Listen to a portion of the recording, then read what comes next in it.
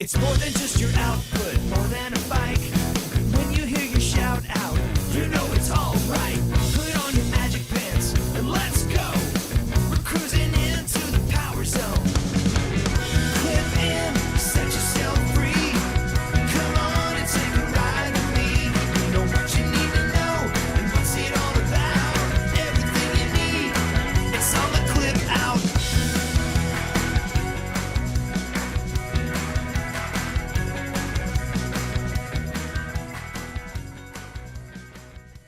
Welcome to the Clip Out Podcast, episode 320. This is Crystal O'Keefe. And this is Tom O'Keefe. And apparently we're going to work some podcasting magic. You asked if I was ready, and I said, I am ready to work some podcasting magic. Let's do it. Just like I do every week, week in, week out.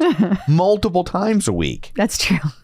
That's true. But I need a little bit more refractory period between podcasts because I'm not a young man anymore.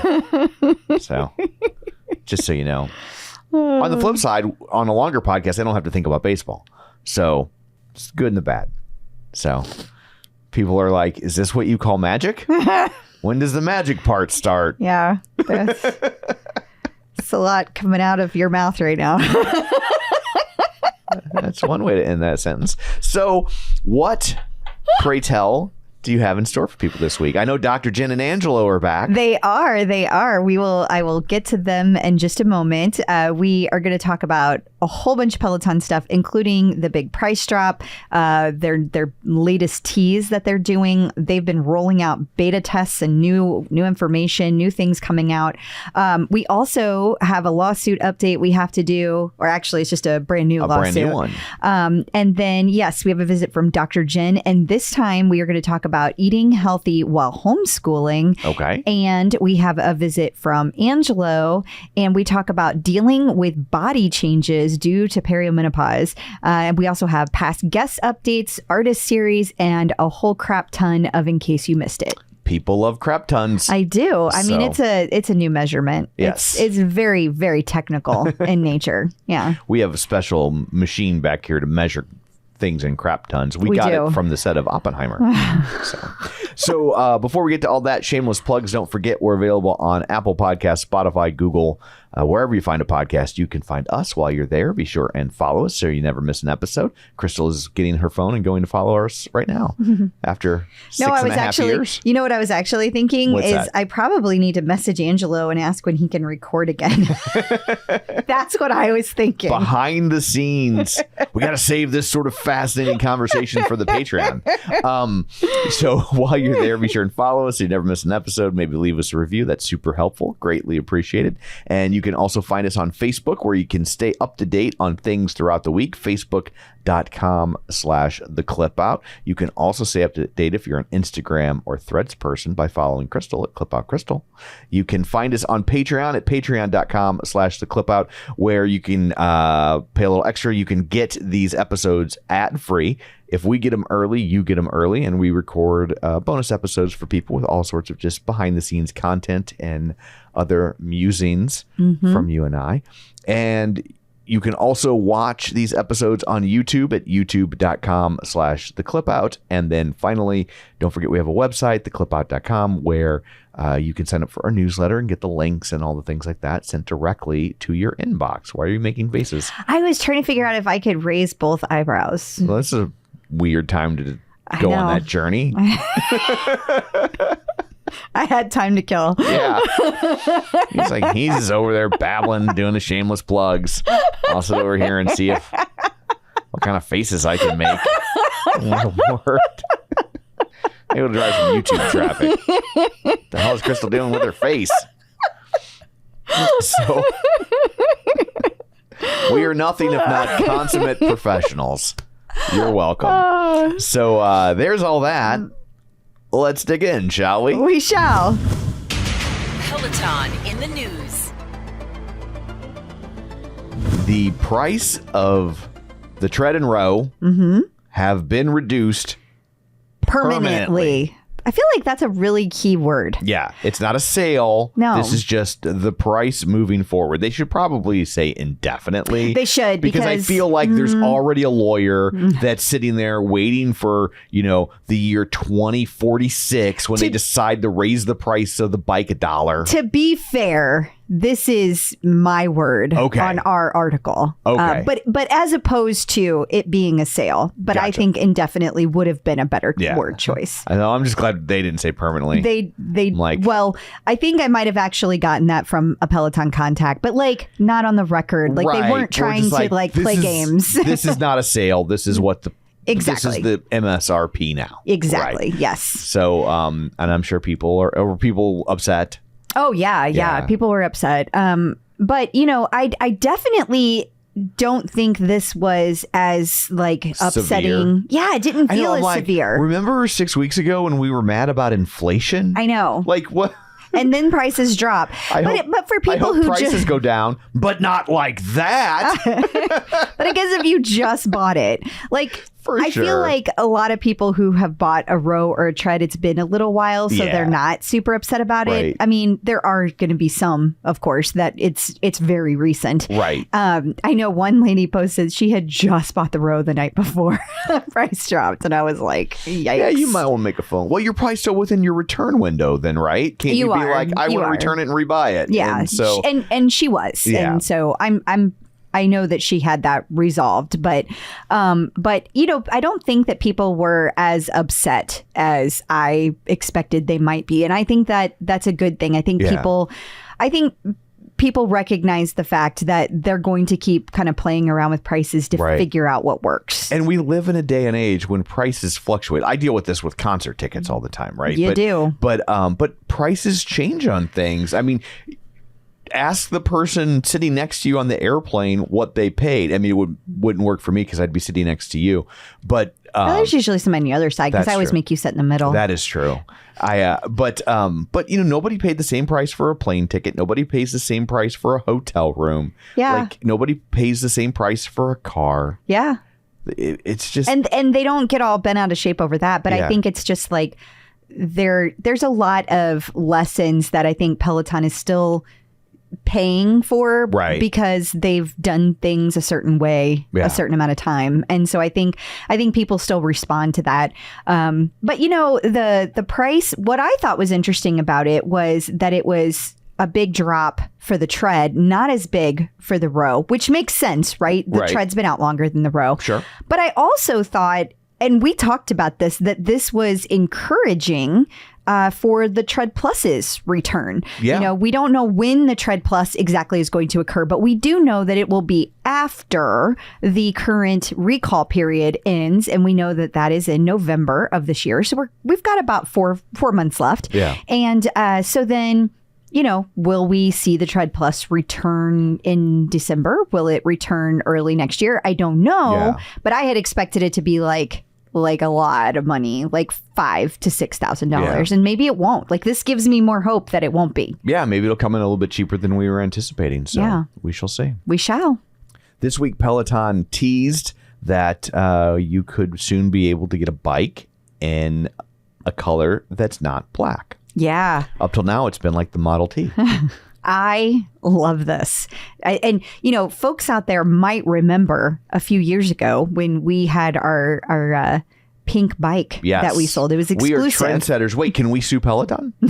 I don't think that we can. I mean, I don't think so. We can't sue them? No. Oh, damn it. It was still their bike. But we bought that bike. We bought that bike. It also ended horribly, but that's a whole nother story. That's a story we should tell. On the Patreon. That is a story we should tell on the Patreon. The nightmare that became getting that bike to the winner of that contest. Yes. They were very nice. They were not the problem. It was It was a whole thing. That's going to be a Patreon episode. But they got their bike. But anyway, there's 3 new colors that Peloton is teasing. Who knows how many colors are out there. Now, Tom, when you look at this, do you think that these are new frames or do you think these are skins where they have put an outer shell on them? I think they're painting the frame. I think they are too. Yeah. I want it to be a skin for simplicity. I would think that a skin might make more sense in that they could sell skins to people who already have bikes. But I've seen how difficult those skins are to put on and make them look nice, and it's not quick and it's not easy. Unless it's some sort of like casing, like it's like a hard shell. But this, I can see the welds. And so I just don't think that's what's happening here. Yeah. But, you know, people have brought up the fact that, like, how is this helping with reducing the expenses of things when there's all these SKUs we're adding now? Now we're adding colors. Right. And, you know, I think that is a fair point. But I also think that we don't really know what this looks like behind the scenes, because if it's the exact same thing and Peloton is able to paint this in-house or like do it in a quick, efficient manner, then I don't know that it's that big of a deal. It's probably just powder coating. Like that's what I would think. Yeah, like I can't imagine it's that. And it looks like... Because we looked into that for the pink bike too. We did. And the problem was we would have to disassemble it. Yes. And so, but that wouldn't be a problem, presumably, for Peloton. It's a problem for us, given that I won't change my own wipers. Yeah, not to mention the fact that in this case, we made the bike completely pink. They did not. So like the handlebars aren't changed. The casing isn't changed, like where the flywheel is. They just do like the core frame of the bike. They don't, like we did, kind of everything we wrapped in pink. Yeah. And so I think that it makes it more realistic and a much quicker job to be able to paint it the way that they have it here. But it just looks so nice and uniform, and you can see those welds so clearly that from a manufacturing standpoint, although I want the answer to be skins to save money for people, I think that the answer is they painted it. Yeah. And also, when will I get mine? That's the other question that we need to answer. Well, you have a bike. But this one is a pretty color. But you have a bike that's a pretty color. See, I think that it's like M&Ms. You need one in all the colors. Well, if they were the same price as M&Ms, then that would be okay. If I could get a bag of them for like $2. So if it had a 2 and some zeros in it, we'd be okay? Depending on where that decimal point lands. All right. Also, like, nobody sees it. I do. It might match some pretty shoes or something. Black goes with everything. Black is the new black. But what if I always bet on black? But what if I get some like really cool like Brittany Allen custom made shoes that have sparkles all over them in rose gold to match the rose gold bike? How beautiful would that be? How well that would pop against a black background. It's not a background, no. It's just a bike in the middle of the room. Exactly. It's just a bike in the middle of the room. Why do you need another one? Because it's a different color. Exactly. I'm glad cooler heads have prevailed. And by cooler heads, I mean mine. This isn't over. Anyway, let me know if when this comes out, I want to hear from anyone who orders one immediately. Sure. It was reported this week that researchers have spotted security vulnerabilities in the Peloton treadmill. And just to make sure you understand that, here is a picture of a bunch of bikes. Well, from a person who posts a lot of articles, I will tell you that when you are looking for articles that you're looking for artwork quick, you only have so much time, Tom. Peloton always brings up bikes. But they also flipped it because Peloton is backwards. Oh, it is. Look at that. Oh. Anyway, okay, so... But look how nice those bikes look, all shiny and black. You know, it would be It's a very sleek look. I hope no one ever changes it. I think it would be very pretty if they were all pink or like one of each color. I will buy you rose-colored glasses. Anyway, back to security experts say your tread is going to steal your identity. Yeah, so how is this any different than the last time that they reported there was a hack? Because you had to be in the room. Is this the same issue? I have not read this. Okay. I don't know. Okay. It says... I'm very fatalistic about these things. I'm like, first off, I'm not using the tread. Second, whatever the potential danger is, I know that you're not going to stop using the tread. Yeah, that's true. So what difference does it make? That's true. So scroll down just a little bit. I just want to see here. So 3 main attack vectors: the operating system, not a vector, the application, and malware. So, okay. Yep. We've talked about this before. Is it hackable? Possible. It's possible. Okay, so on certain builds, there are some things that could happen. You could enable USB debugging and gain. I'm so bored. I'm so bored with this. Well, USB would mean they'd have to physically be with your bike. See, or your tread. and that's the same issue we ran across last time. Yeah. And then it says you could get a backdoor on the treadmill and gain access to the network. This is all the same stuff. Now, below it says malware for the workout equipment. Now, this says that the APIs make it susceptible. Now, APIs are open and you don't have to be in the room for an API. And in fact, people should be concerned about this one because there are a lot of third-party softwares out there that are trying to use Peloton's data to sell for things. Right. And some of them have been around for a really long time, and they're like legit and they're good, but like there are always people trying to make money off of Peloton. Right. So there's always new ones, and you do need to be careful because when you are releasing your information, they're talking to that API. So there's a lot of stuff out there that could happen through that piece of it. And I've always wondered why Peloton leaves that API open. Me too. I don't understand very confusing what to the me. logic there is at all. Same.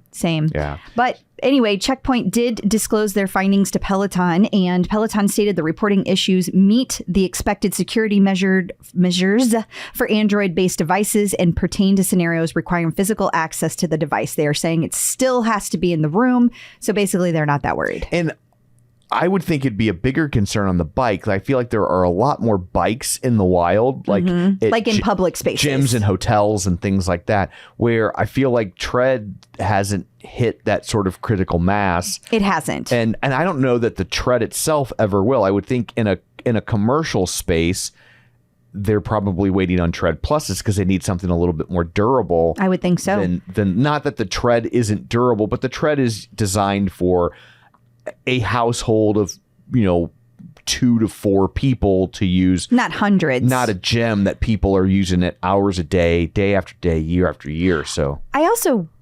separately just wonder if that'll ever become a thing, because the Tread Plus is like it's more expensive. It's more of a high end thing. So I'm thinking you might see that more in the high end gyms, not necessarily see it like in a hotel gym, or at least the hotels that we stay in, because those treadmills don't look great. No, the ones that are in there. They do not. But I also feel like a lot of the treadmills we see are treadmills that were bought years and years ago. And because they're so durable, nobody's ever bothered to replace them because they're like, it's still working. It's working. And nobody's really going to complain because at the end of the day, you're probably only at this hotel for 2 or 3 days. Right. So you're talking, what, a couple hours? Right. It's just not worth investing that kind of money in. That's all fair points. Oof. I'm so excited about this. People have been loving the fact that you can watch certain streaming services on your Peloton equipment, and Netflix is now officially in beta. So people have been discovering Netflix popping up on their equipment. Yeah. Now, Amazon still has not come back, at least for most people. And there are some users that have a whole host of things. We talked about this, like Disney Plus and Hulu and ESPN and a bunch of crap I don't care about. But I'm really excited about Netflix because I do hate watch a lot of shows on Netflix. Now, I know hate watching doesn't sound that great, but it's a lot of fun to really, really, really hate on shows that are badly done. And there's a lot of them out there. There's a lot. So I think that this could be fun while you're like, you're not so into it that you need to hear every word of the dialogue. Right. Your Sweet Magnolias. That is the show right there. I've been on a real binge of hate watching the Sweet Magnolias. It's terrible. I haven't hate watched a show in a long time. Yeah.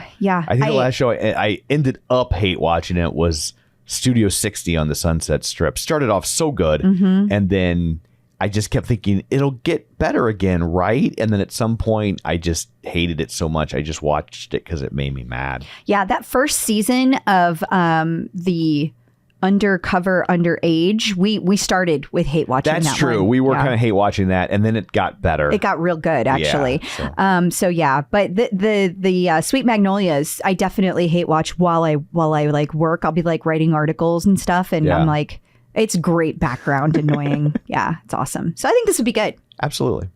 Speaking of new beta features, they now have a Just Me tab, which is they finally use that camera and it's just footage of you on the bike. No. Okay. And by the way, for anybody out there, it is a beta feature. It's a feature. It's a feature.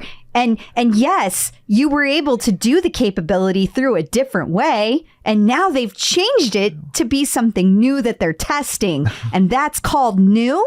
And it's called beta. And it's also called a feature. Somebody's a little sassy. You know, I made the mistake of reading comments. You got your sassy leggings on. I do. Yeah. I made the mistake of reading comments. People are just, first of all, people just don't read the article. Yeah. They read the headline and they think they know everything. Yeah, for sure. And it's all called out here. But anyway, the cool part about this is that, number one, there are a tremendous amount of people that had no idea that this existed because it was buried. Right. And so for people that have had their bike or their equipment for a long time, we know that because we used to take classes all the time over and over again. Back in the Stephen Little days, we literally would retest. That was our best way of retesting our efforts. And you could see how your heart rate responded over and over again. And you should probably, I don't know that we've actually explained what this is. Okay, let me explain. So you got so concerned with being sassy over there. I did. I just, I haven't been sassy for a few weeks. And well, maybe not on the show. Yeah, that's true. Yeah. I've been sassy around you. I thought maybe the listeners might want to hear a little sass. So just me means that you can click on a tab and quickly be able to see however many times you've taken that class. You can see your current statistics compared to past times that you've taken the class. Gotcha. So you always could do this, but to do it, you had to go into filter and just me to be able to get to it. The new beta feature is now putting it right on the front where it's going to be a tab in the upper right hand corner. So you can easily at any time click on it. And you don't have to click a bunch of buttons to get to it, which is nice. Yeah, you don't have to go through a bunch of steps to filter. You could just be like, boom. Yeah, and I think that's something that people don't realize if they only use the bike, that when you're sitting on a bike, you can easily raise one hand and click the buttons. It's not that big of a deal. But if you're running, it's not as easy to do that. And if you're rowing, you have to put the handle down or hold the handle with one hand and do it. And so I don't think that the people who are so incredibly snotty about this realize that not everybody just uses a bike. They use all these other machines. And so it's nice to be able to click it with one hand very quickly. But the other reason that I think it's a beta feature is it's been a couple days and not everybody has this yet. In fact, a lot of people don't have it. Only a few people have it. So I don't think that it's rolled out completely yet. I do think they're still playing around with it, maybe even to see if people are going to engage with it. Peloton's all about the data. And if they don't see people using it, they're probably not going to put it out there. Yeah. So I think it's a great thing. I like that they've been testing so many little Easter eggs lately. It's been a lot of fun. For sure. And this was spotted by our TCO tipster, Jen Kern. Oh, well, thank you. Yeah. And I guess with all the streaming video platforms on there, if you could get Pornhub, you could also have a Just Me feature. Well, that would be a very different Just Me feature. Yes, but be sure and wipe down the equipment when you're done. And by the way, TCO tipster Psycho Doc, otherwise known as David Stimber, is the one that found the Netflix this morning. Ah, well, thank you to you, David. Yeah, I guess that was yesterday. So we're getting reports that they are testing a beta that you haven't seen personally, but we're hearing that they're testing feedback options that allow you to rate the explicit lyric content of a particular class. So whether or not you deem it's too explicit, not explicit, just right explicit. Is that it says too explicit or not explicit. So I think it's to kind of give feedback. And I want to clarify, I don't think this is just the music. I think this is also the instructors. Yeah. And I only say that because there are instructors who they're very comfortable cussing, and there are people who are not comfortable with that. And so I think that it would be good to know if it was marked as explicit, right? And you take a whole class and it's not explicit, you definitely would want to mark that. Right. But I'm sure there will be people that will be like, too explicit. Yeah. Yeah. But I also think that we have shifting definitions of what's explicit. Things that were considered dirty words 30, 40 years ago aren't anymore. And conversely, some things that weren't considered dirty words 30 or 40 years ago now are. So it's so subjective too. Yeah. You know, I mean, something that's explicit to some people. I know the way we have always cussed around our children is considered too explicit Well, you don't want for them many households. I don't want them to learn how to cuss on the streets. I want them to learn it properly. But in some households, that's a big For no-no. sure. Some people would be appalled at how we talk around our children. I know. I'm those pretty people sure are- my own father gives us stink eye every time we do it. And the kids are like, But your dad does it too. well, now he does, but he didn't when we first got together. It's been 10 years, Tom. Well, You're the kids are also 10 years older. 10 years older. So, but with their language usage, they're like 20 years old. With their language usage, I think they served in Korea. That's how they talk. I'm just saying it's very subjective. I think this also maybe potentially takes the burden off of Peloton in terms of defining what is and isn't explicit, right? It's kind of crowdsourcing. They're crowdsourcing it. And if someone says, I think this class is explicit, they can point to it and go, well, other people didn't. So go yourself. That's one way to approach it. This is why I don't work in customer service. Yeah. Peloton has unveiled a new metric graphic for the rower. Oh, this was caught by TCO tipster Dave Stimber as well. Oh, Dave's on a roll. He has been all over the new rollouts this week. Yeah. Thank you, Psycho Doc. And okay, so this is on the rower. I really liked this. This was cool. I went and took a rowing class right after this. So what it does is, okay, you always have these pace targets you're trying to do for easy, intermediate, challenging, easy, moderate, challenging, and like really, really fast. I can't remember what the last one's called, but hard. yeah, there you go. Yeah. And when you're doing your rates, you're going, especially on the more challenging ones, you're like all out, right? So you can't be sitting there paying attention like, am I hitting my numbers exactly? Right. So at the end, now there's this new graphic that says, hey, you were hitting your pace targets the whole time or you weren't. And how that's helpful for people is you can change your pace targets as you get better at rowing. So the cool part about it is if you are consistently hitting your pace targets easy through the most challenging, well, then maybe it's time to increase. To level up. Yeah. Yeah. On the flip side, if you're not, it just shows you, that doesn't mean you're like failing. That just means this is something you need to work on. But it's also great for people who just leveled up because now they can see how they're improving over time with those metrics. So I think this is really, really cool. Glad to see it. Peloton On Tour Atlanta tickets have gone on sale and sold out. Yes, they did. Next topic. Pretty much. Yeah. I mean, we knew they were going to go on sale and they did. And then they sold out. So now what's the next city up? Is it Chicago? I think it's Chicago. Yeah, I think so. Because it's Chicago, then it goes over to Germany, then London. Because there's 5 total. So yeah, I think Chicago's next. Okay. It is marathon season for Peloton instructors, in case you haven't noticed, because they all seem to be doing marathon training right now. Helper B Nikki wrote an article kind of aggregating all of that data for people. Yeah, it's really cool. So you've got Logan. He's going to be doing the Chicago Marathon. Rad Lopez is going to be running Chicago. And he's doing the... Stop! Sorry, thought... Go back. Oh, my God. Oh, I didn't realize they were all in one paragraph for you. I was trying to scroll down so you could see the other one, so I was trying to help and I failed, which is my superpower. Go on. Rad is also going to be doing Chicago.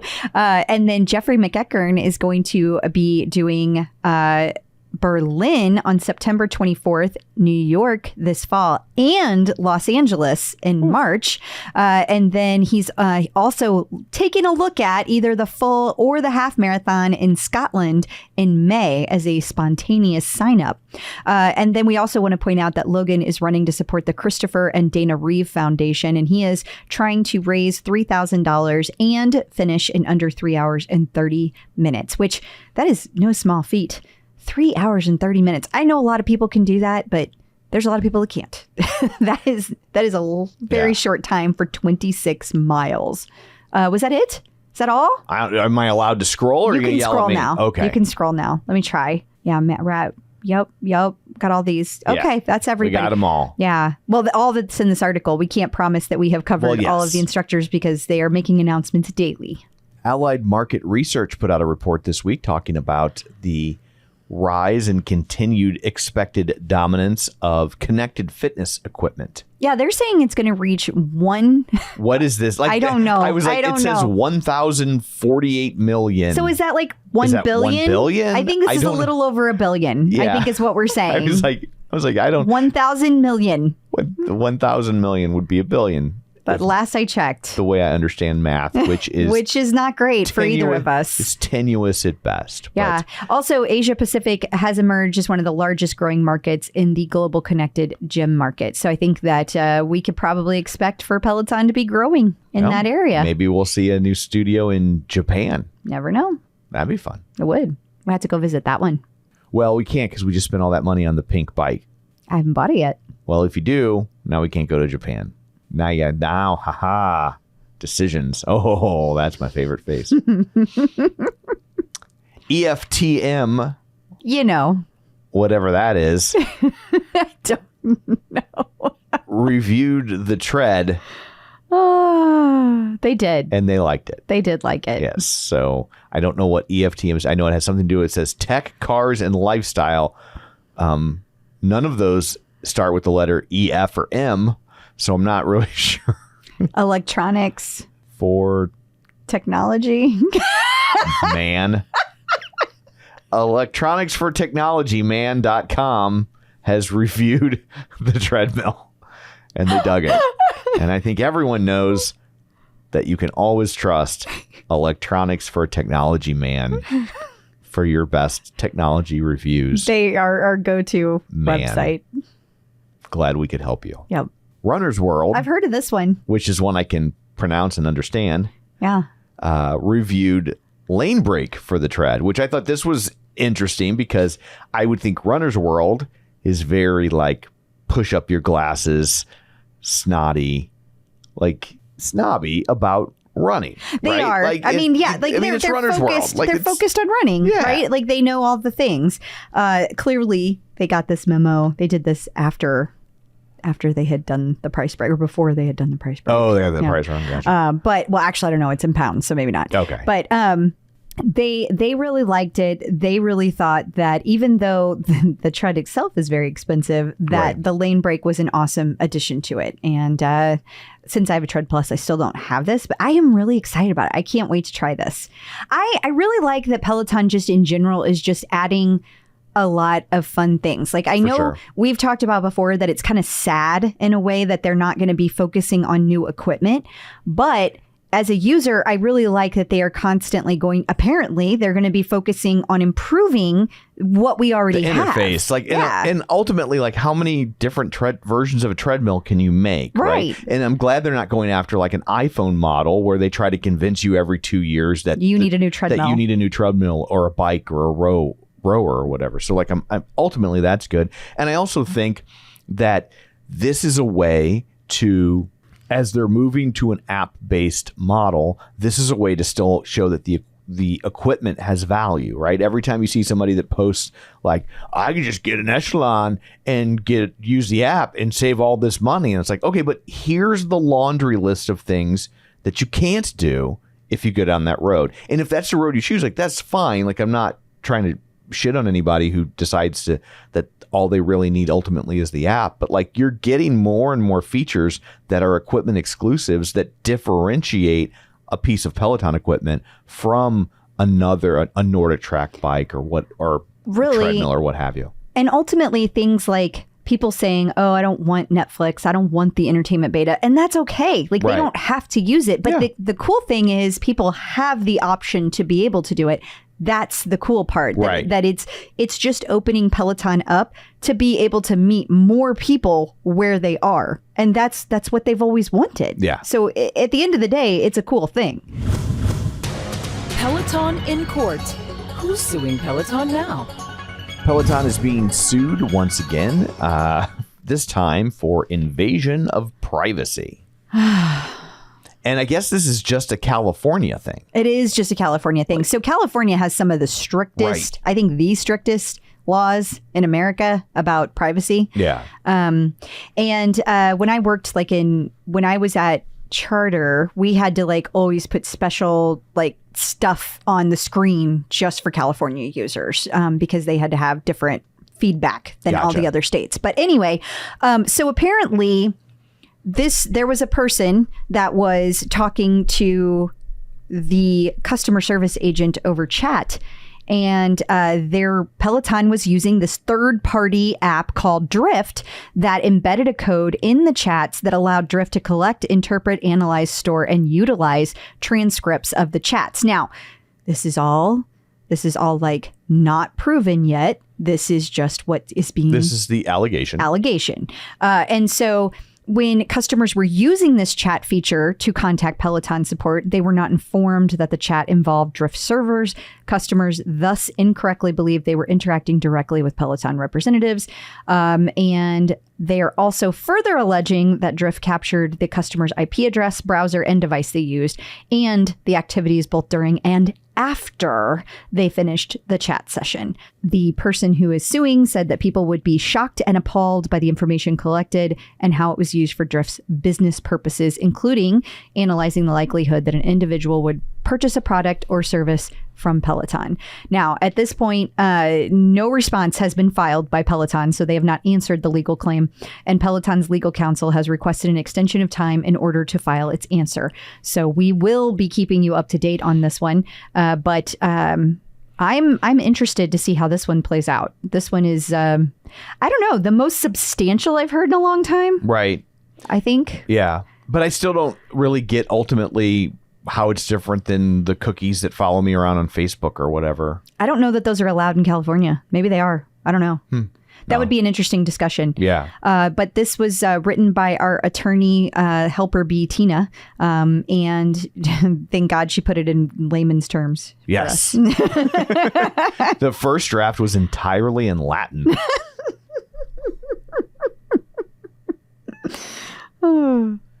Coming up after this, we're going to talk to Dr. Jenn. She is back, and she's going to answer a question about eating healthy while homeschooling. So stick around.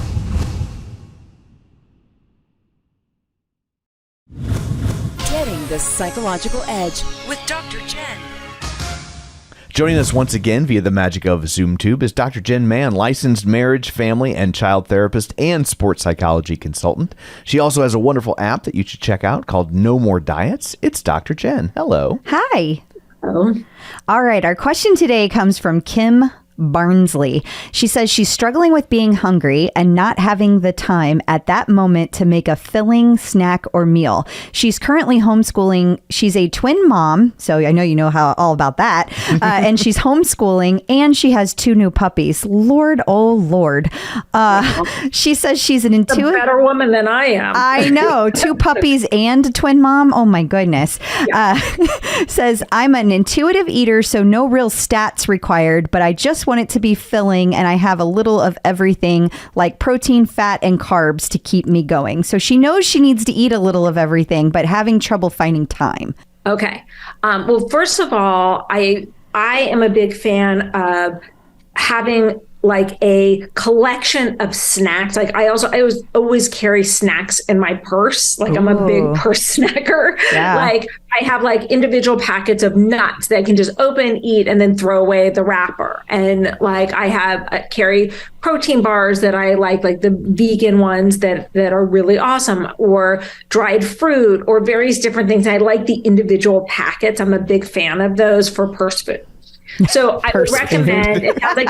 She's mostly home, but those kinds of things are still great because you can grab, like, I have these like individual packets of pistachio nuts. I had one this morning on the go, and I just sort of grab that. And even if you're home, I work from home, so like I get it. But you can grab one of those and just kind of have your snack. But I also think she may want to consider doing a little bit of either meal prep, so she has some ready-made snacks that she likes. And sometimes it's as simple as ordering like some hummus and some pre-cut veggies, or you do it yourself. But that's the other thing, is anything that you can get that is pre-made, if that's in your budget, I highly recommend. Like there's like a kale Caesar salad that's by Urban Remedy that I love. Like I try to always get one of those, or like some quick like avocado rolls from Whole Foods or things like that to just like have in the house that are really kind of easy, quick snacks that even if you don't have the time to do like the full meal of like the carb, the protein, the fat, like she mentioned, which I agree, because that's what will stick to your ribs and really kind of stay with you. You may be able to kind of tide yourself over till you have the time to make that sandwich or salad or pasta or whatever it is that you want to make by grabbing one of the quicker snacks. So I really think that kind of coming up with a list of 10 snacks that you can just grab and go, and then maybe making sure that you've got like 6 snacks that are available that week that are ones that are satisfying and will tide you over until you can make like a full-on meal. That's super smart. Yeah. Absolutely. Yeah. I love how you always prepare ahead of time. And look, sometimes it's in theory and sometimes it's in reality, but I'm also one to, get things that are pre-made like whenever I can, like right now, like in LA, Sprouts, which I've never actually been to, but Instacart has Sprouts, and they have this incredible like hummus with like pre-cut and washed veggies, and like the hummus happens to be like phenomenal, and it's like such a great snack. Or like I mentioned, the Urban Remedy Caesar salad. Those are quick, easy ones that you can get. Yeah, you guys have a lot of really good options out there. Yeah, we're very spoiled in LA. But we can get a gun wherever we want. Yeah, so, They actually have vending machines. We can just... In the airport. Yes. I mean, On both sides of security. Like, they don't care. Well, thank you so much for all that. Until next time, where can people find you? On social media at Dr. Jen Man, 2 N's on Jen, 2 N's on Man. wonderful. Thank you. Instructors in the news. Jess King and Sophia Urista have had their baby. They have a new baby. I believe it's pronounced Isa. I'm not going to try to pronounce her full name because I don't want to mess it up. But she was born on July 15th at 1 a.m. after more than 20 hours of labor. And she weighed in at 7 pounds, 13 ounces. And we send love and congrats to the family. Hannah Corbins' husband was injured in a bicycle accident. Yeah. So a lot of people don't know, but I'm just going to make sure people have heard it, that he is one of the Team Wilper's coaches. And so he rides bikes a lot. And when he was out training, he was hit. We don't know, exactly how it all went down. Sure. But we do know that he sustained injuries, including a collapsed lung. We also know he's going to be just fine. And he is home and recuperating. Well, we wish him the best. We do. People Magazine talked to Adrian Williams this week about taking an 8-week break after his surgery. Yeah, so he had to step away for 2 months while he was healing, and it was an old injury that required him to get a surgery to have it fixed, and then he had to heal from that. And so he kind of goes through all of those steps and why that was important. And speaking of People Magazine, they're just on a Peloton roll. They talked to Ben Alldis about how having melanoma helped him support Leanne through her breast cancer. Yeah, I mean, I know a lot of us don't know these instructors personally, but we have actually met both of them. Yes. You don't meet a lot of people in their 30s as a couple that have both had cancer. Yeah, that's fair. And so I mean, it's unfair that they both had cancer. It is incredibly unfair. It's a fair point that you're making. Just didn't want to get yelled at. I know. I totally know. But I thought it was a really interesting thing. I remember when I first heard that Leanne had cancer, and I remember thinking, oh my gosh, Ben had cancer too. That's just kind of crazy that they're both young and healthy and they take care of themselves, and they both ended up with cancer. But it also, their young and healthy ways are going to helped them both beat cancer. Right. And they are well on their way to Leanne being back to normal. I know she's been doing all the things and she's been cleared. So she's still doing treatments, I believe. Also this week, Ben was answering questions on his Instagram story, people have been asking a lot when he and Leanne are going to get married, because they had gotten engaged way back when Ally Love got married. That's how long ago they got engaged. Yeah. But then Leanne got sick, and then she had to do all the chemo and everything. You don't want to get, you want to have that big, huge, fun, fancy ceremony when you're fully healthy. Yeah, and just focus on getting healthy, kind of one thing at a time. And so they are saying that the wedding date is pending. They have not given us a date yet. Gotcha. And also been announced that he will be returning to the U.S. studio several times, or a few more times, before the end of this year. Look at that. Mm-hmm. This is great news for Australian users. Tunde is headed your way. Now, I guess it's just one city. That Australia is a pretty big country, massive hunk of land, but she will be at least in your hemisphere. Yeah, so she's going to be there on August 12th at the City to Surf Expo in the Horndern Pavilion. Now, my understanding is this is a really, really big event in Australia. Okay. So I think it's pretty big, and of course it's open to the public, so anybody can go. There will be photo opportunities, and then you will be able to meet Tunde, which, I mean, she is just a joy to talk to. For sure. Yeah. And also, like, again, if you live in Australia, like, you don't get a lot of the Peloton instructors headed your way. It's so far away. So this is a great opportunity. It is. We have reason to believe that perhaps Alex Toussaint is recording his book narration. And that reason is that he posted it on Okay. Instagram stories, because this is him doing it right here. Oh, I just thought it was him in front of a mic and people were drawing conclusions. No, because I just captured a still image for this, because video doesn't play very well. For sure. But he was actually narrating the book here. And if you'll notice, it says day one, and he added Macmillan. Tom doesn't understand the Instagram. I don't. Yeah. It's like I feel about Twitter, and I just absolutely abhor Twitter now. Like, I don't even want to post there. It's the worst. It's a dumpster fire. It is. Wait, it's X now. Whatever. Yeah, it's like an X platform that I use. Yeah. Yeah. But- it's like your ex-wife, that's for sure.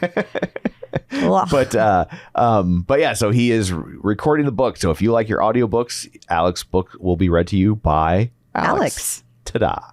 There have been a lot of shakeups with College Game Day, but Jess Sims will be returning.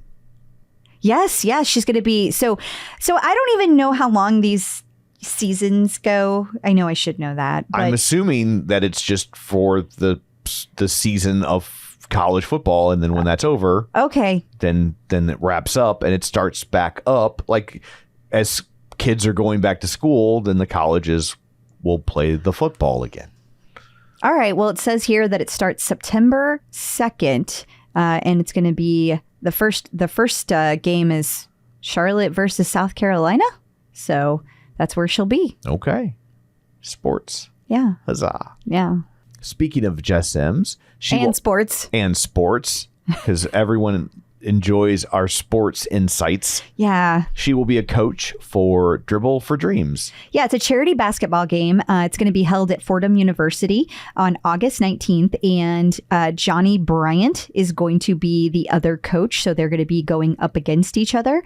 And each team will feature women's NBA and men's NBA stars, celebrities, and influencer. And then they're going to bring together supporters of the Precious Dreams Foundation. So all of the money will go toward that. So that's pretty cool. Yeah. The New York Times, that's some fanciness. Oh, yeah. Talked to Aditi Shah about the benefits of morning meditation. There are a lot of benefits to morning meditation. There really are. I would just fall right back asleep. No, it's great. So because if you're just a little awake, right? Just a little, then what happens is you can then like really start the day off in a positive mindset. You just gave yourself a couple minutes of quiet before the insanity of the day begins. I love it. Well, if you have a subscription in the New York Times or free articles left this month, you can go check that out. Yeah. It'll be in our newsletter, too. Yes. The link, not the actual story. Just the link. Yeah. Emma Lovewell was on the Hurdle podcast. Yeah. So if you want to get more of her, that's where that's at. Episode 259. And speaking of podcasts, Christine Dierkele was on the self-care unit for Mental Health Matters. Yeah, and she was talking, I believe she was talking about her word shops and things like that. So this is a great way to hear more about Christine's word shops if you haven't before. By the time you hear this, Susie Chan will have hosted an Instagram Live where she's answering all of your questions, especially about Badwater specifically, because that was a trek. Yeah, 135 miles. Yeah, she's going to be doing it on July 27th at 7:30 p.m. UK time. So it's like 1 o'clock in the morning here. But she's going to be answering questions about Badwater and running in general. So that's pretty darn cool. I love Susie Chan. I'm a fan. I don't know if you know that. I have noticed. Okay. Just making sure. We have some instructors celebrating Peloton anniversaries. Emma Lovewell, who we mentioned last week, and you had said at the time, Denis Morton's must be coming up. They were both celebrating 6 years at Peloton this week. Yeah, that's so crazy to me because I just remember that it was 6 years ago that we started the podcast. Yeah. And they were some of the very first instructors we interviewed. So It's pretty cool. You can listen to their interviews. You still have them over on theclipout.com. Also, Becs Gentry is celebrating 5 years with Peloton. That's so crazy. I love Becs. She's amazing. Took a class with her today.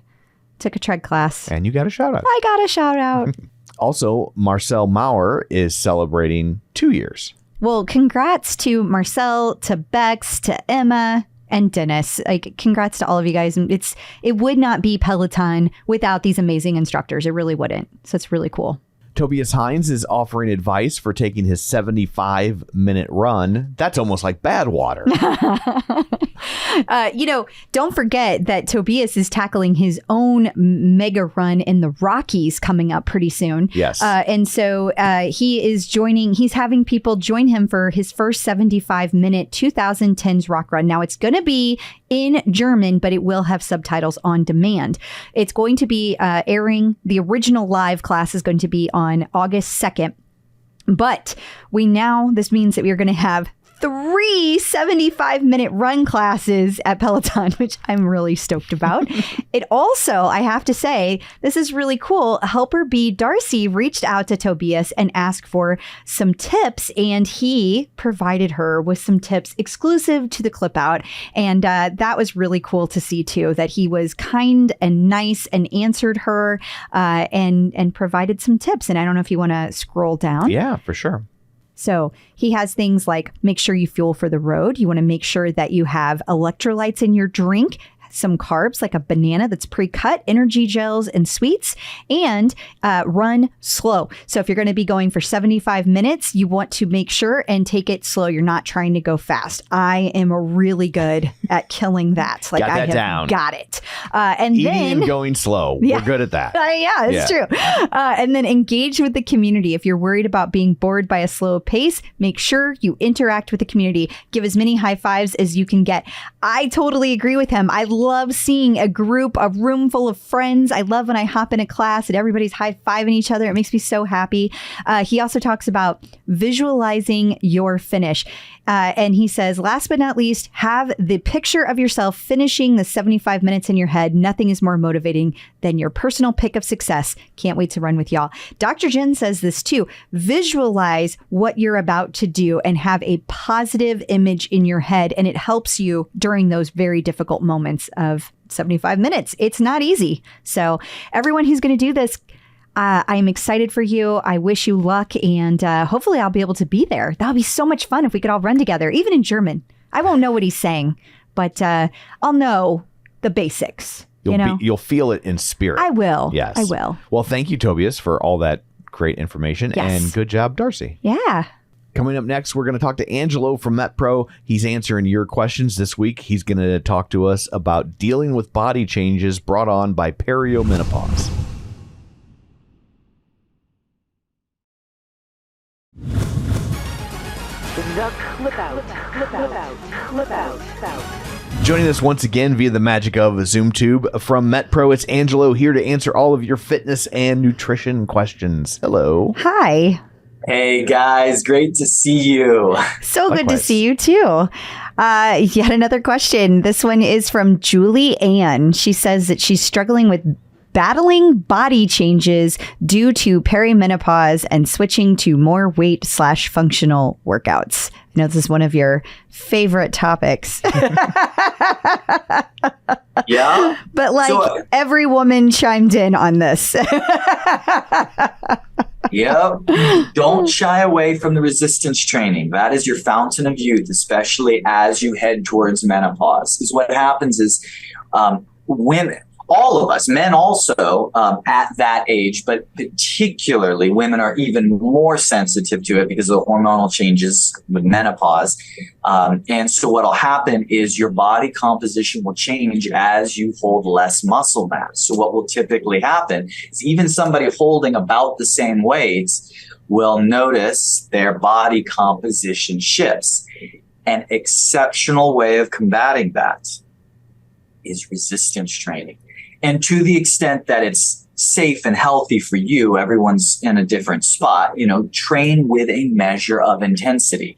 Now, the disclaimer is I have clients where intensity is, doing the hill when they walk the dog. That's intensity for them. Then I have other clients where intensity is squatting their body weights or twice their body weight. So, that you have to determine where you're at. But if you can have some form of resistance training with appropriate to you intensity, what that's going to do is trigger a hormonal and musculoskeletal response that's going to maintain, even add lean mass.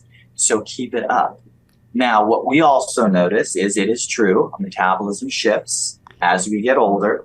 It's not in our head. That does actually happen. We can combat that. It's not a death sentence. You can absolutely combat that. Even just a little bit more aerobic activity on top of the resistance training can make a difference, but it can't outpace the wrong diet. So your food has to be clean. I'd caution against, at this phase of your life, the get lean quick schemes, which they're plentiful. So don't view this as a sprint. View this as a long distance race. Eat clean, nourish your body. And so one of the ways you could do that is actually eat more frequently. So the opposite of intermittent fasting, right? And it's not that there isn't science around that also in a time and place. But in this case, what you want to do is recondition your metabolism to pick up some ground it may have lost. And by eating frequently, the right stuff, but frequent meals throughout the day can actually add to your base metabolic rate. And it may enable you to actually consume more calories without gaining body fat. But it's one of those, implement with caution. So if somebody is eating the wrong things more frequently, if they're eating McDonald's and instead of eating 3 times a day, they eat it 5 times a day, that's not going to work out in your favor. I'm speaking to the ones who likely reach out to me and they're like, well, what do I do? I'm at a point where I'm already eating clean, I'm already exercising, and then I review what they're eating, and they're skipping breakfast and eating a light lunch, and then eating fairly clean for dinner and maybe a little bit of something indulgent in the evening. Overall, their calories are low. Overall, they're managing their carbs. Overall, they're eating clean, but they're not necessarily eating in a way that's reconditioning or reminding their metabolism to run faster and run faster for more hours of the day.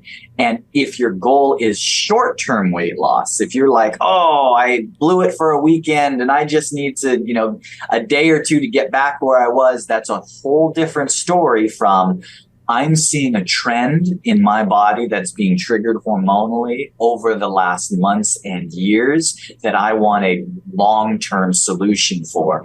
That solution is found by speeding your metabolism. Frequent meals more often. Include protein throughout the day. You can do plant-based or animal protein, depending on your personal preference and lifestyle. And you want to have intense but safe resistance training as a regular feature, and then increase to the extent needed cardiovascular training to make up the difference to hold your body weight and composition where you want it to be. If you like a hand with that, I know that can be fairly technical, but this is the stuff that we teach people how to do. But those are the basics that you can implement on your own at home. And if they can teach me to do it. We teach Tom to do it. Anybody can do it.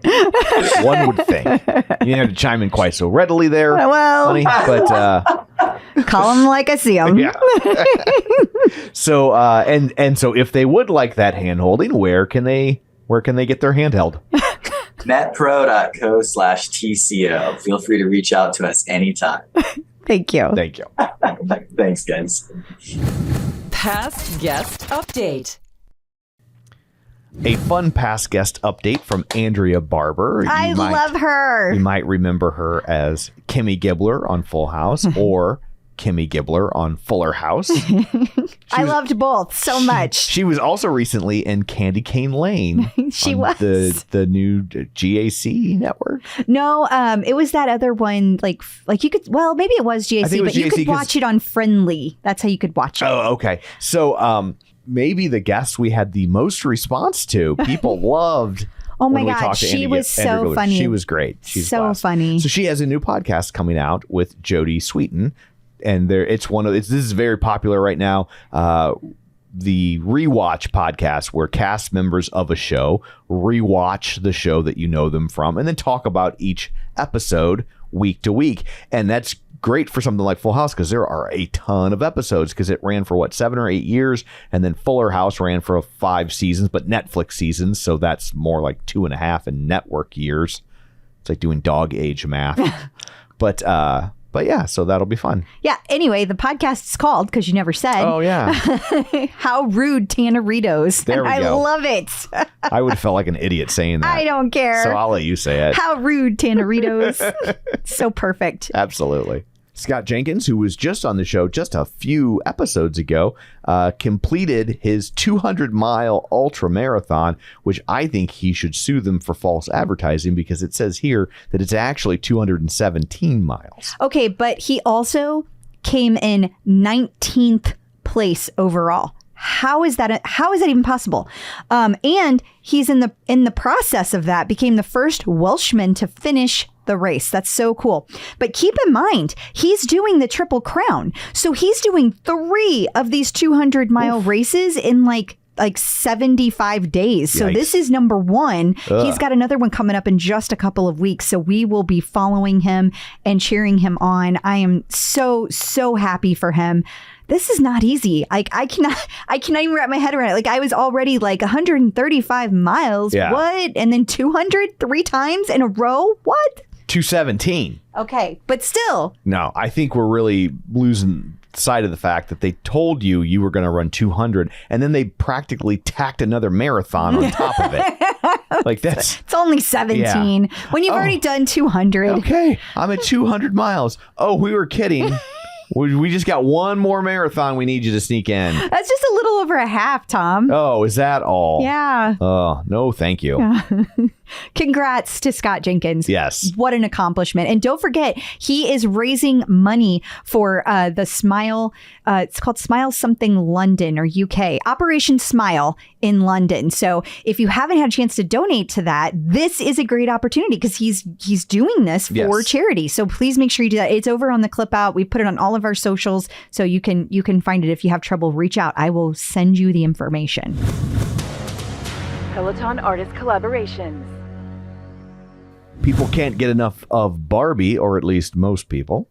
I freaking loved this movie. This movie was great, and if you can't get enough of Barbie and you want to hear 3 dudes, one of whom is me, talking about Barbie for an hour, you can check out Real Spoilers because that's the movie du jour over there. So if you want to hop over there and hear my full thoughts on Barbie, have at it. But in short, it was a blast. God, it was. I have not laughed at a movie that much in years. And it had a great playlist. And it's so fun because Peloton is, of course, teaming up. And they are going to have several classes set to Barbie the album.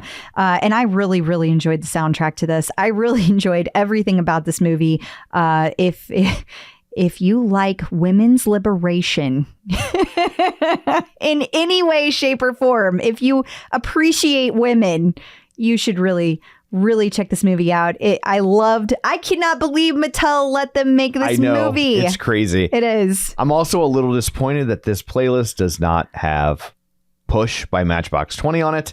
Oh my God, it doesn't? It doesn't. It I just needs scrolled to through. have that. That should at least be your cool down. It should. To be It Push by should. Matchbox Yeah. 20. And if you haven't seen the movie yet, just wait. Oh, That will make sense. I hope you smile as you watch the movie as Yes. much as I did. And if you can't get enough Motley Crue, and who can't? I mean, really? Yeah. They're so great. I bet Pamela Anderson has probably had enough of them. Okay, that's fair. Yeah. But if you can't get enough Motley Crue, they have added a whole bunch of Motley Crue classes for you. There's even more. There are more. And also, we talked about Tobias earlier. He's going to have his first English run to this band. How exciting is that? He's going to be doing a 30-minute live run. And new artists have been added to the Outdoor Reloaded collection. So many artists. ABBA, Imagine Dragons, Kygo, Miley Cyrus, Red Hot Chili Peppers, all kinds of stuff. So if you haven't gotten a chance to do some outdoor classes, now is the time, although it's 1 billion degrees outside. So maybe wait till the fall. But definitely do not sleep on these classes. In case you missed it. Once again, we reached out to listeners and asked them what their top 5 classes of the week were. And once again, at least 5 of them responded. Lots of people responded. I love how excited people get talking about their favorite classes. The ones that came up this week were Ross Rayburn's 20-minute relaxing meditation from October. Karen Marquez. Hi, Karen. She says that that she was listening to this while supporting a friend in need. And there was a person that she knew that was going through a tough time, and she had him listen to this, or had them listen to this meditation. It helped a lot. And then there was the washing machine ride. This is back from March of 2020, 45-minute Power Zone ride with Matt Wilpers. This is indeed the kind of class that makes Power Zones legendary. People have talked about this for years, and it's still coming up. It's 2023 in July, and we are still talking about this. But people love this class. It's 4 blocks of 30-second zone 5 intervals. And the recovery time between those zone 5s is only 30 seconds in zone 3 or 4. So in other words, you feel like you're going to die the entire time. Oh, yay. Yeah, it's great. And then there's a great gateway to Saturday 60s. This one is from April of 2023. This was a tread boot camp, 60-minute tread boot camp with Jess Sims. Debbie Gregg appreciates that this class is challenging, but not daunting. So if you don't want to feel like you had your soul leave your body, but you do want to sweat it out for an hour, this is the class for you. And then we had a 30-minute advanced beginner run with Matt Wilpers. And Jill Courtney really appreciated all of the overview that Matt gave. He talked about all the different types of run classes, endurance section, intervals, and hits. So he kind of did a little mini selection for people just getting to know the Peloton library. And then finally, we had the 15-minute live from LA pop punk ride with Kendall Toole, and past guest Donna Carr loves the pop punk classes and the energy, and this one was amazing. It was also really cool because this class kicks off with a montage of the Peloton on Tour LA, and you can even spot special past guest Melody Baltazar cheering Kendall on from the High Five crew. Awesome. There is a new Power Zone FTP class. It's been a while. Yeah. So this is a big deal. To be able to do your FTP test, it's even I know that this is a big deal. It is. And there's a warm-up ride dropping that day as well. So they're both dropping on July 28th. Which is the day this episode comes out. Yes, it is. And Matt is the instructor for both. And so if you have been putting off taking your new FTP, consider this the universe's sign to you. It's time. So how does that work? If you've taken the old FTP, will this still be apples to apples when you... Absolutely. Okay. So the idea is that every 6 to 8 weeks you take a new one. I knew that. And so basically the concept really doesn't change that much. It's just a different... There's different music. There's different... There you go. Talking you through it, but you're still doing the same physical activity. You are. And Gotcha. and I think that one thing, yes, you can take the same one over and over again, and people do.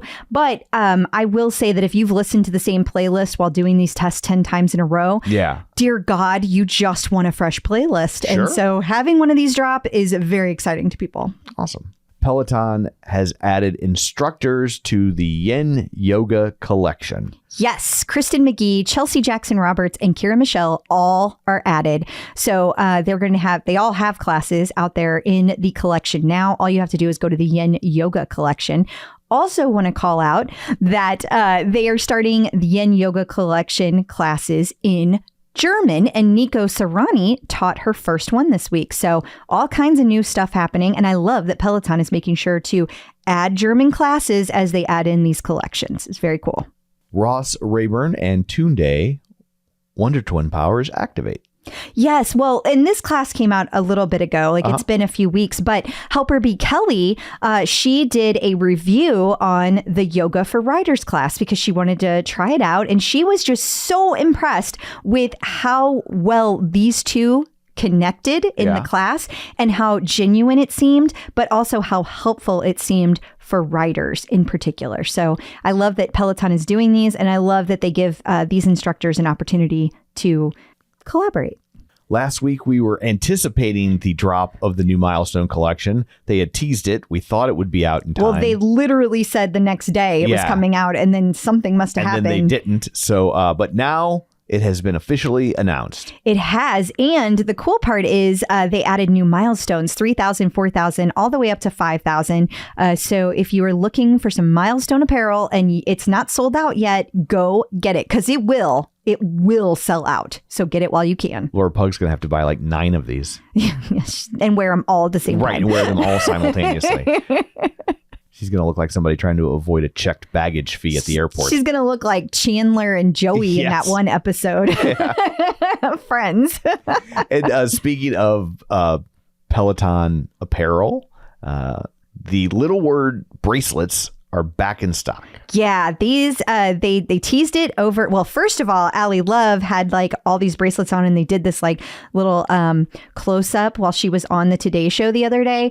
And our tipster team, was instantly like, they're coming back in, like they are coming. And then like 2 days later, they posted over on Instagram, "Hey, we're gonna be doing this." So they were being all cute and cheeky with their little teasers and Easter eggs, and then boom, they were out, and I got some, and now they're probably sold out again. Okay, well, you got those, so you won't need one of those new color bikes. Well, these will match the bike, so I figure. Well, black matches everything. I keep telling you, even I know that. Well, black then matches everything. Then I don't need the bike, but we can still go to Japan. As soon as they open a store there, okay, we will. As soon as they open a store, you guys heard it. You heard it. You all heard it here. Look into that. I was mid-sentence. Don't you me? Peloton birthdays. And finally, birthdays have returned. It's been a while. Well, that's because it's August. It is the Peloton month du jour. Yes. So it starts off with 2 people who no longer work there, but are part of the history of Peloton, and we love them anyway. Yes. And if you can't get enough of the history of Peloton, don't forget the Peloton timeline that we created. And by we, I mean you and Diana Nichols, because we all know. DK. I didn't do it. Yes. And JV Nava is our first birthday gal, and her birthday is August 2nd.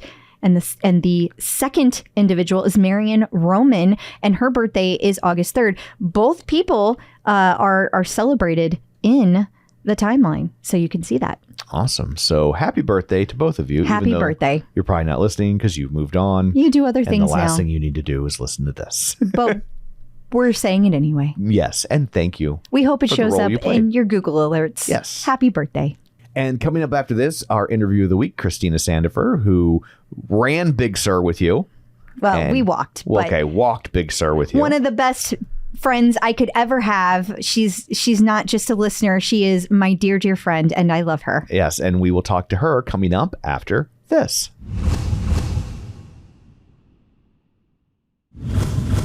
Checking in with the Peloton community. Joining us today via the magic of ZoomTube, it's Christina Sandefur, who's done all the things. She's got a Peloton.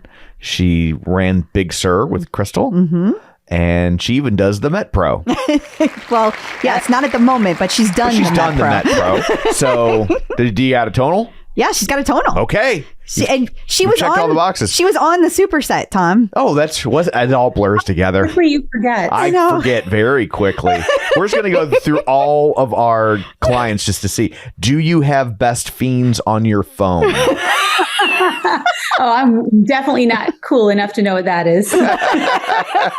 That's our very first sponsor. Yes. That was our very first sponsor. I don't even have the color Peloton logo on my phone because I run Android. I was going to say, that's different. That's an Android thing. It makes you feel any better. I don't have it on my phone either. Yeah. Oh, well, thank you for joining us. We really appreciate it. Thanks for having me. Well, we appreciate. No, thank you for being here. like Chip and Dale. I know. No, thank you. No, thank you. But I wanted to kind of go back in time and talk about your running journey a bit, but I also want to make sure before we go, we talk about your Peloton on tour experience. So we're going to cover a lot of topics here. But I'm here for it. When I first started chatting with you a lot, we had this conversation about the fact that you did not feel like you were a natural runner, and that was due to some medical stuff, and I'll let you get into that. But I know you're in a very different place now, like with your running. So that's exciting. Look at that grin. She's so excited. Although there are definitely days where I still question, am I really a runner? But I think that's like, as you all have said, I think that's what makes you a runner, right? That's how you know you're a runner, when you're like, I'm not sure I am a runner. Yeah, I think if you're not a runner, I'm not a runner, right? Like Right. there's no gray area. So I think if there's gray area, then you're a runner. Yeah. Agreed. I think that's right. So what got you interested in running to begin with? Yeah, well, my fitness journey has been progressive. As you alluded, I have had some medical issues in my past, and I still deal with them today. I have rheumatoid arthritis, but I was diagnosed when I was very, very young. I went into remission when I was about 3. So that shows you how young I was or maybe 4, but I was very young when I was diagnosed with rheumatoid arthritis. And growing up, I had a lot of joint issues. So while kids were learning how to ride bikes and roller skate and rollerblade and everything else, I was wearing knee pads when I was at the Leaps and Bounds, Chuck E. Cheese type of places. And, which of course was super nerdy when you're a little so kid. Cool. The kids were like, you're the coolest kid here with your knee pads. And it really hasn't changed much as an adult. So, I don't wear the knee pads anymore, but don't really need to. You can smell the nerd a mile away. But I'm showing so much restraint right now. Oh, Tom. Not making knee pad jokes. I just want credit for that. Okay. I want credit for that. I appreciate that. I do. but anyway, so, it was one of those things where I was behind in learning how to do basic physical activities, so that by the time I was cleared to do some of those things, you know how you are when you're a kid. If everybody else can ride a bike and you can't, you're embarrassed. And so I did learn on my own, but I learned a little bit later. And I got most of my exercise as a kid riding bikes, actually, because my best friend and I would just do that until we got our driver's license. We just ride them to go everywhere. It was a different world back then, when you could actually ride your bike to stores and not worry about being murdered on the way or having your bike stolen. Well, we just didn't know we should be worried. That's true. There was still murdering. Ignorance was bliss. No, Yeah. it's very true. But anyway, so as I got older, I got better, but also then aging kicks in, right? So then you realize that things don't feel quite the way that they used to. And my philosophy has always just been, you got to keep moving.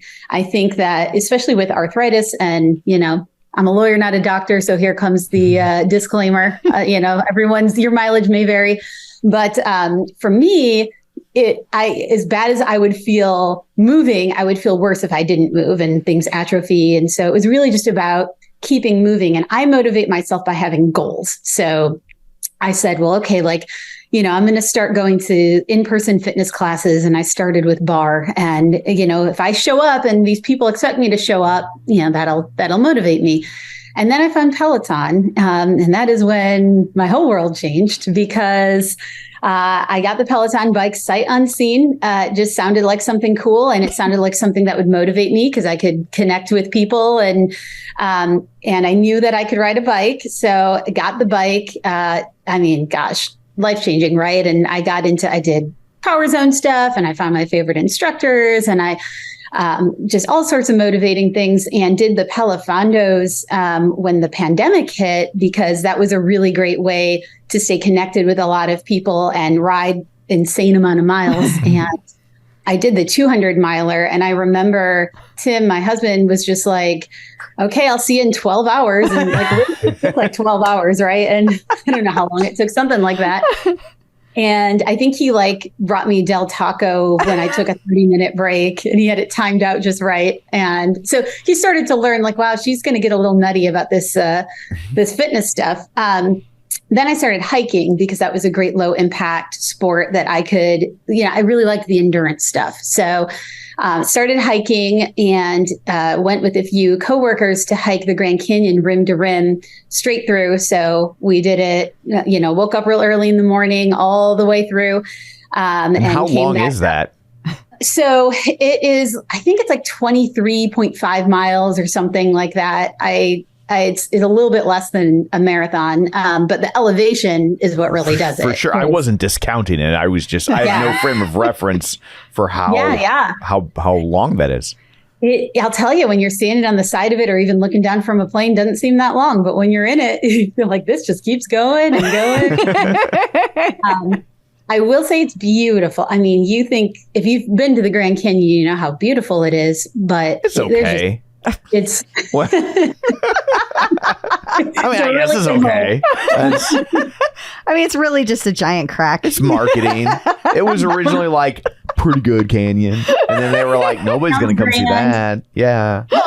Tom, how else do we get people to come to Arizona? It's 117 degrees today. We have to do something to attract people. That and all the weird drugs in Sedona. That's it. That is true, which you can hit on the way up to the Grand Canyon and make it a real fun time. So you can just go to Sedona and then astral project your way to the Grand Canyon. That's a good point. That's a really good point. Stop and buy some crystals. Yeah. But I did it the hard way, and was not on drugs, and but walked all the way across that canyon. And it was cool because I read some statistics somewhere about the number of people that visit the canyon, and it's less than 1% that hike rim to rim. And it's even fewer than that actually do it all the way through without camping in between. It's not that I'm a badass. It's that I don't like to camp. So I was just look, if we're going to do this thing, I'm going to sleep in a bed when I'm done. So let's just do the whole thing. Yeah. And be whenever done. I see the go into the Grand Canyon, I'm at some point, I think you got to poop in a bucket, and I'm not going to do it. I'm out. Right. I'm out. Yeah. Not doing it. No, but you got to sign up a long time in advance if you want to do the donkey thing. It's very limited the number of people that they can accommodate, and they have all these rules that are because national parks, a lot of people don't realize this, they are exempt from ADA regulations, and so they do not have to follow any ADA rules because they don't want them to make any modifications to the natural landscape. And so they're they weigh you before you get on the donkey. There's no handrails. It's it's a whole thing. Just to be clear though, Christina walked the whole thing. No, but let me tell you, Tom, those burrows, those things I have grown to hate because they're probably lovely for the people riding them. But when you are hiking in the Grand Canyon and some of those, it gets real narrow on that path in some places. And those burrows, they know they got the right of way. Even if they're supposed to have the right of way, they have the right of way. They know. You're a lawyer. Call yourself. What are you going to do? Yeah. I'm you got to flatten yourself up against the wall, and they're crapping all over the path and looking at you no bucket for them. Yeah. They don't got to poop in a bucket. How do you navigate that though? Because don't you have a big pack on your back too? Or I guess not, since you weren't well, camping. Since it's not overnight. Yeah, I carried 4 liters of water, because that's another thing, right? Like so at the top, it's like 40 degrees when you start, but at the bottom it's 100, and so you have to have a lot of water. There are places to refill water, but not often, and some of them you can't guarantee that they're going to work.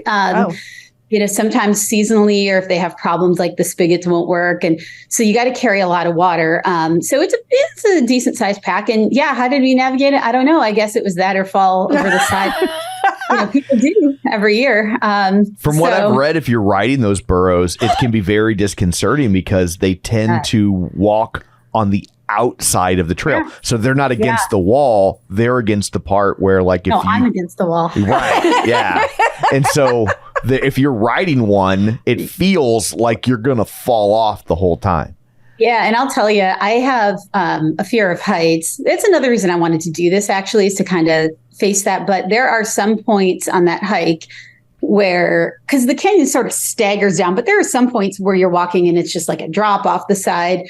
And I mean, I really had to focus on just keep going, because it was pretty freaky. So I don't think I'd actually be able to turn over control to a burro and let it make those decisions for me. I don't know. Anyway, this is not what we were supposed to be talking about. But we got how it works. That's what we do. But anyway, what really that kind of solidified for me that endurance athletics was something that I really enjoyed. I mean, one, it was better for my joints, better for my body, but it really just made me feel fulfilled. I felt like I could look back at that and say hey, this girl who, when I was a little kid, I was told likely I'd end up in a wheelchair, probably couldn't ride a bike, definitely wasn't going to be running or anything like that. Yeah, I just made it across the Grand Canyon. That's pretty cool. And so I decided, okay, I want to keep maybe I can hike. I had hiked the highest peak in Arizona, and that was fun. And then I thought, well, what hiking can I do next? Training for hikes in Phoenix in the summer is rough because of how hot it gets here. So that's when I got the Peloton tread. It was because I thought, well, I can do hikes. I can work on incline indoors. And also it was just an excuse to have another piece of Peloton equipment. Let's be honest. I appreciate familiar. Yeah. I mean, really, you saved money from all the walking you would have to do outside. I told him. I don't think he can do that math, like the fake math, basically. Yeah. They charge you money to walk outside. But yeah. But anyway, I got the tread, and then one day, I don't know, it was sort of like a Forrest Gump moment, right? I just felt like running, and I was like, I don't know, let's try this. Let's see what this is like. And I picked a short running class, and it was hard, but I made it, I made it through. And so then right around that time, Crystal, was when you were starting to look to work with people who were interested in pursuing fitness goals. And I reached out to you and said, hey, I think I'd, like to run a marathon. And I had done a couple of, is a little bit after that, because I had done a few local, shorter races. And, I just you got to pick that next goal to keep yourself getting out of bed and doing the run. And so we started working together, and you helped me complete a goal that I never thought I'd be able to do it. I ran the Disney Marathon. And finished it, didn't stop, felt great when I was done. And then you and I have been running together ever since. So it's been a wild ride, but I'll tell you, and to be clear, again, I got cleared to be able to do this stuff from the doctor, but I do think the science, or at least our understanding of how rheumatoid arthritis works, is a little bit different now. I think back then they were just so concerned about doing anything that would hurt your joints, because of course the disease is autoimmune, and your body essentially attacks itself, and it takes the cartilage out of your joints. And I have a knee that is basically bone on bone. And so you can understand why they're reticent to have people do a higher impact sport. But, there's been a lot of studies that have shown that when you do that, you build bone density, you build strength, you build muscles so that, they protect your joints. We have much better shoes now, better equipment. So I think it's about listening to your body, working with your doctors, but just kind of not letting people not accepting that first, you can't do such and such. I think when somebody tells you you absolutely can't, maybe it's not good for you, but it's worth kind of seeing if you can. And you were a big part of showing me that I could. And also Peloton, Becs Gentry and Susie Chan were also a big part of that.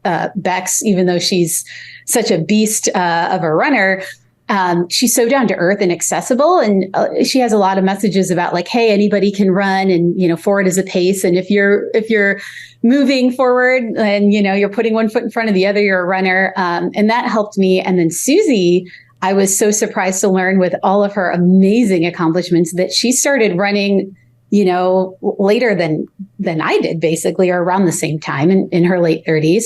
And, heck, look what she's doing now. So she said it's never too late. And it's true. It wasn't. It's so inspiring when you see people doing things that you've always wanted to do. And Susie is another instructor that is also super down to earth. And I think when you see these instructors doing these amazing things, but then they're talking to you just like a normal person and you ask questions and they answer, it just feels like you can do that. And yes. And you did do that. And I just have to say, not only after you ran the marathon at Disney, 3 days later, it was a little longer than that, but you turned around and ran another marathon, right after that.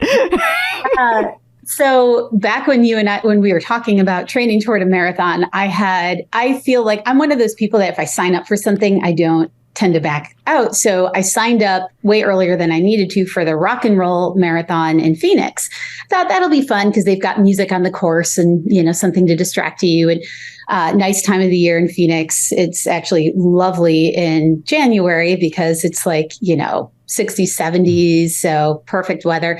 And then I got into the Disney Marathon, which is, you never know who you're going to get in. It's very tough to get into anything Disney, right? It's like one of those things where you got 4 different devices open. And so when I got in, I thought, well, I'll just either drop down to the half or just defer to the next year, or get a refund, whatever. And I wasn't able to do any of those things. It was like a no refund policy. And so I said, well, I'll just keep it on there. It's a sunk cost. And if I feel like trying it, I will. And if not, I won't.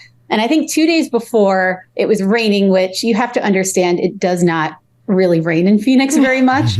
And I've grown quite accustomed since I've been here so long to it not raining. And I get real grumpy when it rains. And so it was raining and it was supposed to rain the day of the marathon. And it did rain the day of the marathon. And I had never run in the rain before. And I don't like being outside being wet. And I remember doing a little shakeout run because I hadn't run at all, since the previous Sunday during the marathon. It was Friday, and I did a little run and I felt like crap. And I just said to Tim, I'm like, I'm not doing this. I'm not going. I'm not going to go pick up my bib. Forget it. I already did a marathon. What do I have to prove? And then a friend of mine who's also a Peloton user, it was going to be his first marathon and he was signed up, and I texted him. I said, I don't think I'm going to go. And he's like, yeah, do whatever you got to do. And then I just thought about it. I'm like, this is his first marathon. I'd love to be there for it. And also he's going to be there and I'm not hurting. I'm just whiny. So well, what did and so I texted him the next day because I drove out to get my bib, and I texted him a picture of it, and he's like, I knew it. So I'm like, I'll see you tomorrow morning bright and early. And I thought, look, if I don't finish, I don't finish. I won't be stupid. If I hurt, I'll stop. But, why not? And made it through. It was definitely slightly less enjoyable than the first one. The first one, I felt real good. This one, I felt pretty tired by the end, but nothing hurt. Made it and got to cross the finish line with him and on his first marathon, which was super exciting. And so, yeah. That's really cool. That's really cool. And I think a testament to your training and also just you were already in such amazing shape. And I can understand why that was such a big dream for you to go after doing a marathon after you had done all these other big things. It was just kind of but I want to do this too. But you were already in such amazing shape, and I think you had been kind of training for it that whole time. You just didn't know it. That's the cool thing about Peloton, I think, because I didn't, you say this, and that actually occurred to me just recently. Somebody had said to me, we all get jealous of each other's paces or accomplishments, or, it's funny how people will say to me, God, I wish I could do that. And I don't think what I'm doing is that great. I wish I could do what somebody else is doing, But they had said to me, it's crazy that you were able to do these things and that you are now have a new goal coming up for another marathon when you haven't been running that long. And I said, it's true that I haven't been running that long, but I've been like prepping for running for quite a long time. Like you said, sitting on a bike all day doing a Peloton Row, or hiking. 200 miles is no joke. It's not nothing. It's not nothing. It's indoors. It's not on the road. It's not like, whatever. I have my air conditioning. I hear excuses. I hear all the things. No, you did it. You did it. But it's a lot of mental training too. I think that is what people don't realize until they get into it is, I love what it does for my body. I love how it makes me feel. I feel better now in my life than I ever have before. But what I really enjoy is pushing through. When you start something that's going to be long, and might be steady state, so it might be kind of boring, just the mental slog of, how am I going to get through the next 2, 3, 4, 5, 6 hours plus whatever it is that you're doing. And working on like being in your head and being okay with that. I love, that's very painful sometimes, but I love the challenge. And I think it has just mellowed me out in life outside of exercise. I think I have become a little bit more go with the flow than my type A personality used to be. So when will that start for you, Crystal? Is that a universal occurrence? No, or? it's just Christina. Okay. Well, if you interview my husband, he probably would disagree with me. Well, Tim and Tom are kind of twinsies, so. That was hilarious the day we discovered that. I have this picture of the four of us inside a tree, a redwood tree. And I didn't even notice when you put it up, but then somebody commented that they look like siblings. And they really did. The glasses and the facial hair. And I think you were both wearing a hat. I can't remember, but it really did look like doppelgangers. It was hilarious. We did in that picture. I feel like we don't in real life, but in that picture we did. Yeah. Agreed. Yeah. I would agree with that. But it was just funny because Tim and Tom, there's only one letter different. Yeah. So I teased Christina, we married the same man. And I don't have to use the knee pads anymore. So there you go. Well, my condolences to Tim. You started it. Well, technically, you started it. It was a callback. It's true. She's right. And you mentioned you have another marathon new goal that's coming up. So tell us a little bit about that. Yeah. So I'm going to run the Chicago Marathon in October, and I'm currently on week 5 of training. And before I was just wanted to finish, and now I would like to finish faster than I did before. So my second marathon was actually faster than my first one, probably just because I wanted it to be done. But so this one I want to do even faster than the second one, and so I've been following just a basic training plan. And I'll tell you the long runs. So I've never done a fall marathon, of course. It was winter before, and one thing it didn't occur to me is that then I'd be running through Phoenix heat in the summer. So thank God for the tread. I'm doing long runs outside because you're not going to do 20 miles on a treadmill, though I know you did, Crystal. And that's a whole different kind of mental slug. I'm just stubborn. She is. I will.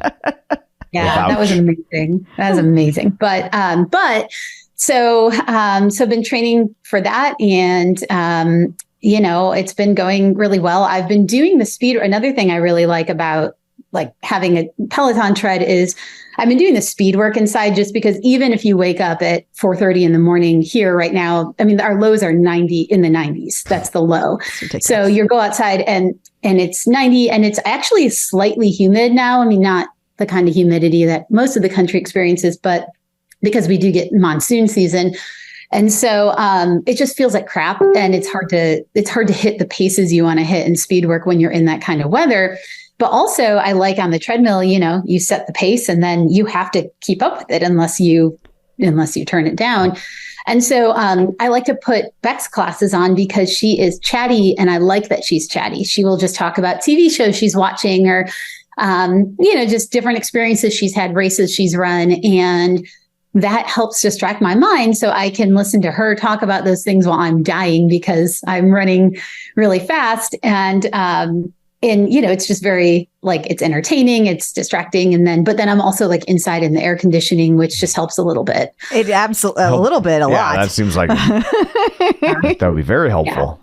Yeah. I'm a fan of the air conditioning. Yes, you are. You are a fan. Although I feel bad because I will set it to I'll drop it down a couple degrees from where it usually is, just because I know I'm going to get real warm when I'm running speed intervals. And I'll come downstairs and Tim will be wrapped up in 3 robes, going like this. It's just there have been times. I was like, we really did marry the same man. There have been times where it's August and she has the fireplace on because she likes the fire. Okay. But the air conditioning, there have also been times in the winter where she's left the fireplace on so long, it's triggered the air conditioner. And I'm like, it's January. Why is our air conditioner on? I think it's time to turn the fireplace on. That if we had a fireplace. Yeah. I totally get that. No, because I like it to be cool at night, but then I will wear a sweatshirt to bed. and people will be like, well, why don't you just turn the air up a little bit and then not, the temperature up a little bit, not wear the sweatshirt. But I don't know. I feel like it's good I like the cold air and then just to be cozy. I don't know. It's cozy. I don't know, but I feel like somebody's going to hear that. I'm going to get yelled at for bad conservation. Yeah, there's an environmentalist who's outraged at you right now. You know what? As soon as I said that, I'm like, well, we're all getting canceled. But it wouldn't be the first thing that got me canceled. So. I have tried to pare back on that a little bit this summer. I did raise all of my little times during the day because I have 4 different zones, if you will, those different time frames. I raised all of them up 1 degree. I feel like that was a big move for me. That was incrementalism. It's even paces on a treadmill. Sometimes hitting just 0.1 more doesn't make a huge, it doesn't feel like a huge difference to your body, but it's obviously a significant speed difference in the sense that it'll cut time off what you're doing. It'll make you go faster. And sometimes you can just push it just a little bit more. And then hey, look at how much more ground you've covered. In her defense, she has not turned on the fireplace since June. I didn't turn it on in June. I did not. You're such a liar. And it's a gas fireplace and it just flips on and off real easy. So it's not I think everybody knows I'm not out there chopping wood. It's very off brand for me if I was out there chopping wood. That's true. Fire is discouraged out here. So that's fair. That makes sense. I don't have any of that. Yeah, you can come feel our fireplace someday. Yeah. But there are fires burning in the state, but just not ones that ones that we're trying to put out. Yeah, no, that's a whole different fire. Yeah. So you went to one of the Peloton on tour stops. I see, because you're wearing the shirt, so you can rub Crystal's face in it. Crystal has goodies on her on the way to her, so I didn't forget about her. I still have mail I need to send to you, and I have goodies to send to you. So the way the mail is these days, you could have told me you sent it, 2 months ago, and I would have believed you that it just wasn't here yet. I should have done that. Oh, it hasn't gotten there yet? What happened? That damn post office. Time to revive the Pony Express. We cut off your question, Tom. Sorry. Oh, no. I just thought she would like to share her Peloton on tour experience with us. Yes.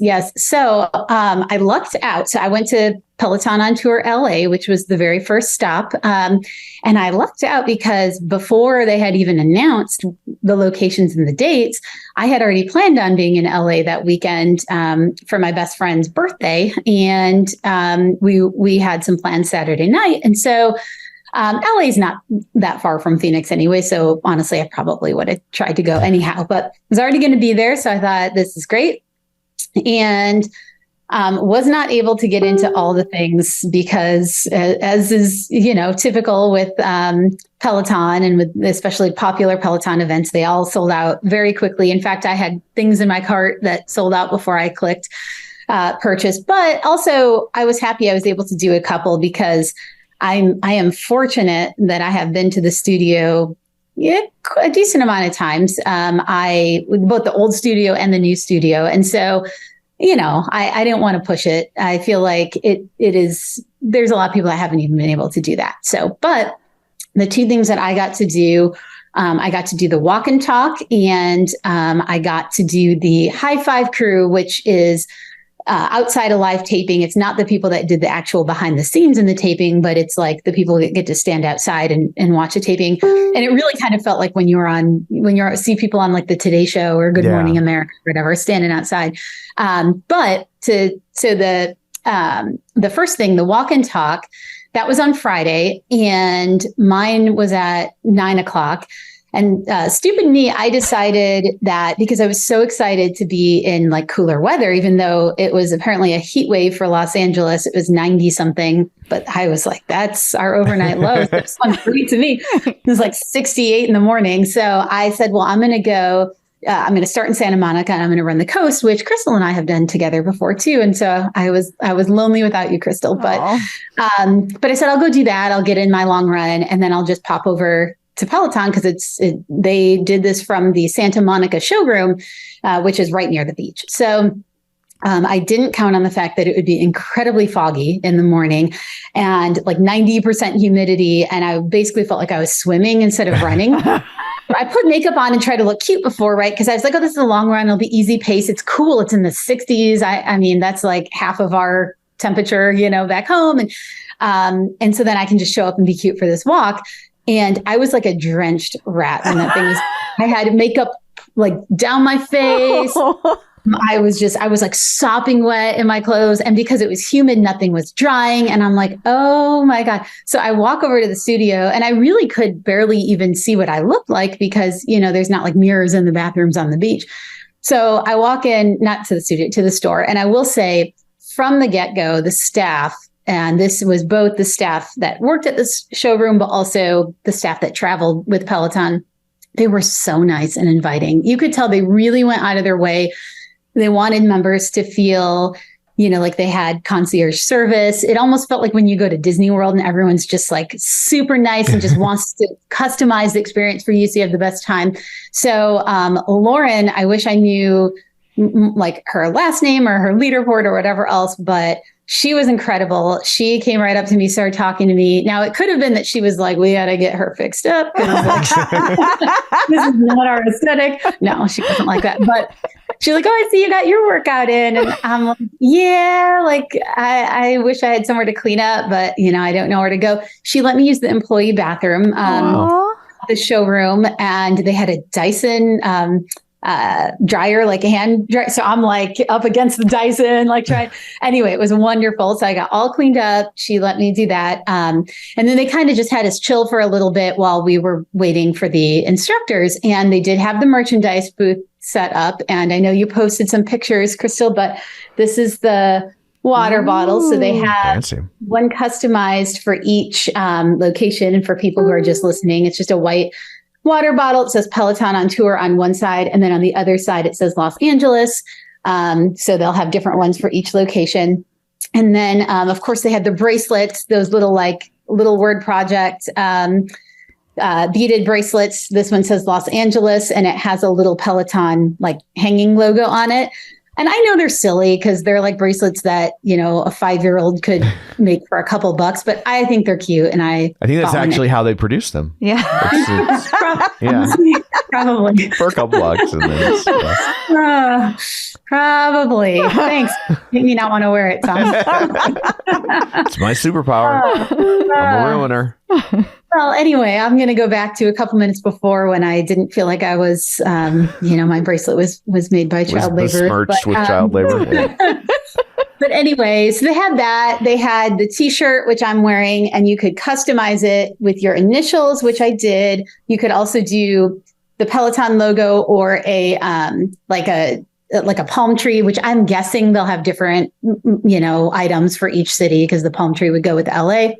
And the cool thing about that is you could put your order in and then go for your walk and come back. It would be ready for you. And then Nice. they would hang on to all your crap so you didn't have to carry it. So that was cool.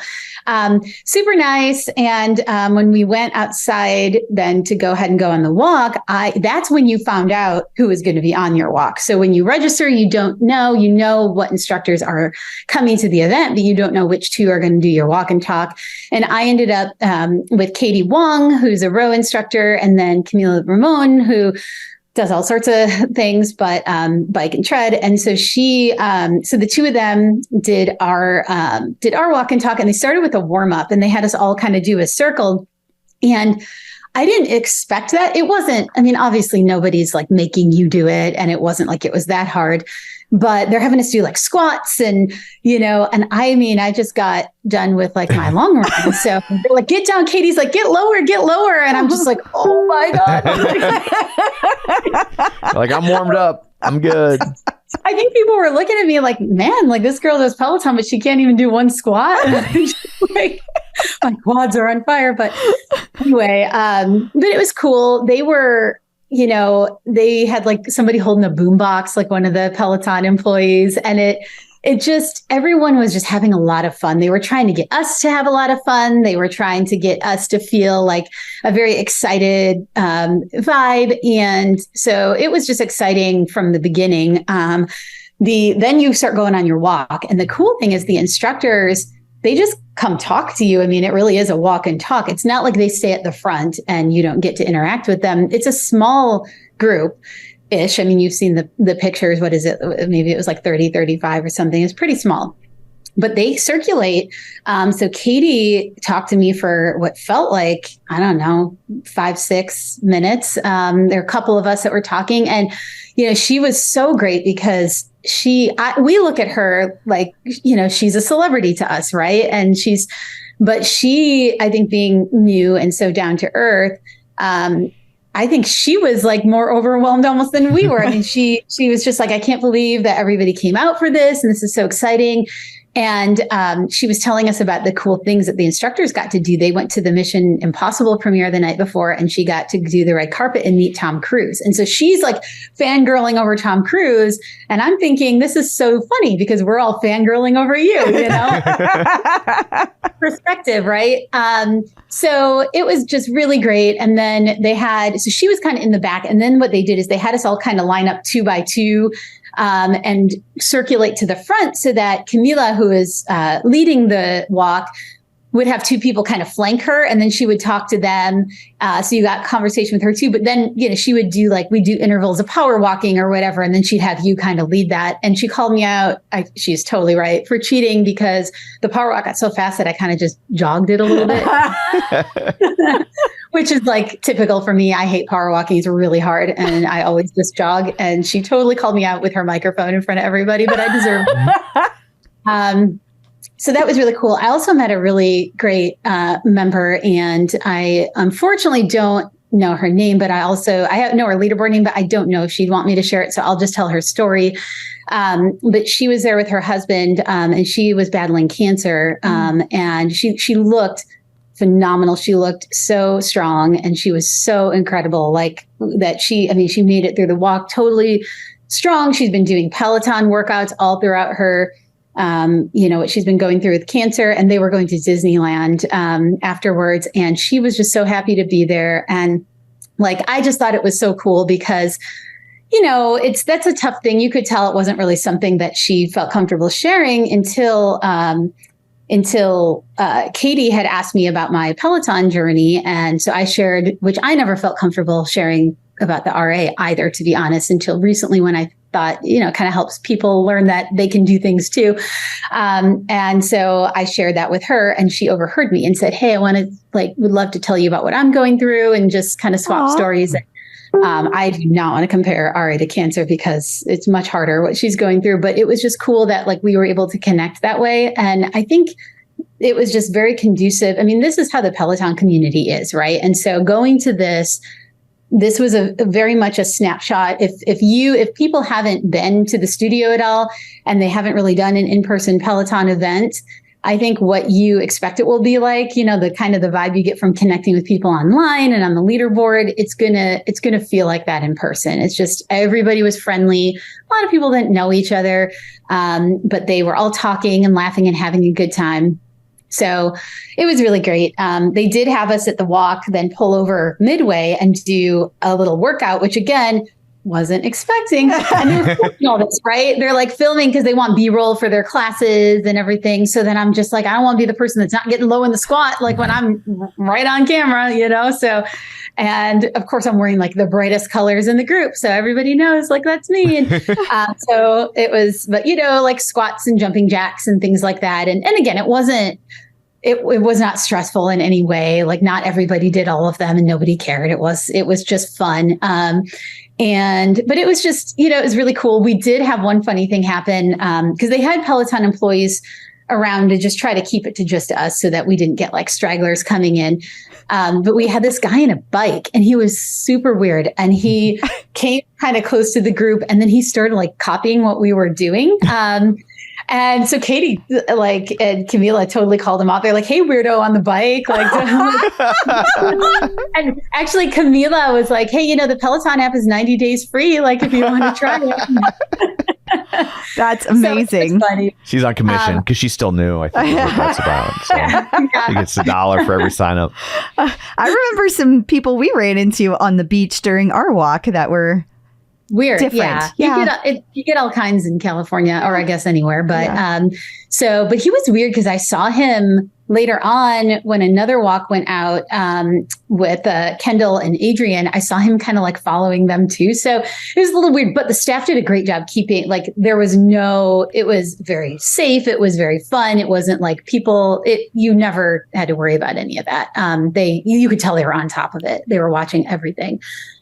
So that was cool. So then we just made it back to the showroom and then they let us all line up and take our photos with the instructors, which was similar to how you would like in a Peloton class, which was great. You get a few minutes with them to talk with them again. And I actually felt like the cool thing about the walk and talk, I know some people had said, well, it's just a walk. It's not that big of a deal. One, there is a workout built into it.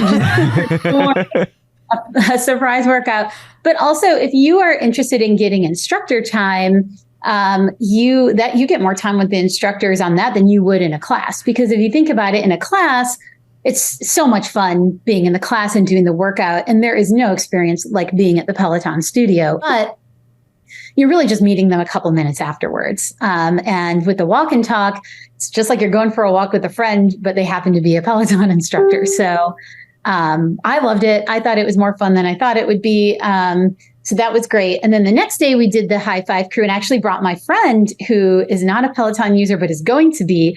And I thought it was neat to see it through her eyes because I was like, I knew she'd be supportive just because I wanted to be there. But I thought like, does she think that this is like weird or dumb or why is everybody all excited? And she loved it. She was like, you have been talking about the Peloton energy and I love it. I can tell everybody's having a great time. I don't even know who these instructors are. And I was excited to see that.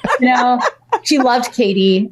She wants to get a rower. So she's like super excited that she got to see Katie. And Katie came out because we watched the rowing class being taped. And so it's interesting. If you're inside, you get to sit in a chair and watch. And, Katie will talk to you and give you some shout outs and answer questions beforehand. If you're outside, they do have televisions put up so you can watch the class. And I think they intended for us to be able to hear what was going on in the class. But to be honest, and I don't know if it'll be different at other locations, but it was a little hard to hear. But the staff would come out and let us know when to cheer, if it was like a push or something like that. They gave us, people brought signs, but they also gave us signs to hold. They also gave us a free hat at the high five. So we got to wear the hats. But honestly, like the classes were short. They were like, 10 minutes or whatever. So it wasn't boring standing outside there watching it be taped and everybody was excited. And it was a smaller group than I expected. I went to the 9 a.m. one again, and I don't think everybody showed up. So there were fewer people than I thought, which I was kind of surprised about. So you really got a lot of, you had a lot of room to move around. And then when the instructors came out afterwards, you weren't guaranteed to get a photo with the instructors if you're in the high five crew. But a lot of them, again, I think they're just looking to make the experience really fun. Sure, so a lot of them are very generous with their time. Ben came out. He wasn't even part of that and took photos with everybody. So I got a picture with Ben and got to high five him. And, so that was super cool. And then Katie came out and she was like in tears just with gratitude, which was so cool to see. It's really neat to see when the members mean so much to the instructor, because we know how much the instructors mean to us. And that was really awesome. And she said, and I never even thought about this, but this was her first class with members present. Because she's a rowing instructor and they haven't had members in studio. Yeah. So you got to have a really special moment with her. That's really cool. She was the first one of the tour that got to record a class, and it was the first rowing in class with members. So for Katie, so it was really cool. So that was great. And then I guess I'll just wrap with my favorite part of the experience, which is so my friend and I went for a walk on the beach afterwards. We had lunch, and then we just decided to walk back past to see what was going on. And Adrian was recording a tread class. So of course we were lurking a little because it's Adrian on a tread. And I'm telling my friend, like, yeah, that's Adrian. That's like the one I told you about. And, you know, she knew what I told her about him. You know, he's just like, and she's like, oh my gosh, yeah, he's exactly what you said about, like, he said. Like, yep, he really does look like that. And, you know, anyway, so Lauren, again, amazing. The Peloton employee, she recognized us from before, and she said, hey guys, like, not everybody showed up for this one. Still have a few empty spots. Do you want to just go into the high five crew? Adrian's going to come out after and take photos of people. You could probably get a photo. So we had somewhere we had to be, but I was like, well, we got a little bit of wiggle room, like, you know, let's go ahead. So we went in. And after the class was over, Adrian came out and started talking to everybody. And I was kind of close to the front, and he was talking to one woman, and I couldn't quite hear what she said, but I think she said something about, you know, she was like gushing over, like, oh my God, Adrian, I want to leave my like husband for you, and blah, blah, blah, blah, blah. Like, you know, like he was like, we all did for Hanson when they were a big thing. It was like, that's what they were acting like. And then she said, I would just like die for a kiss or something like that. So he turns and kisses her cheek, and her, you know, they get a photo, and everyone's like screaming in the crowd.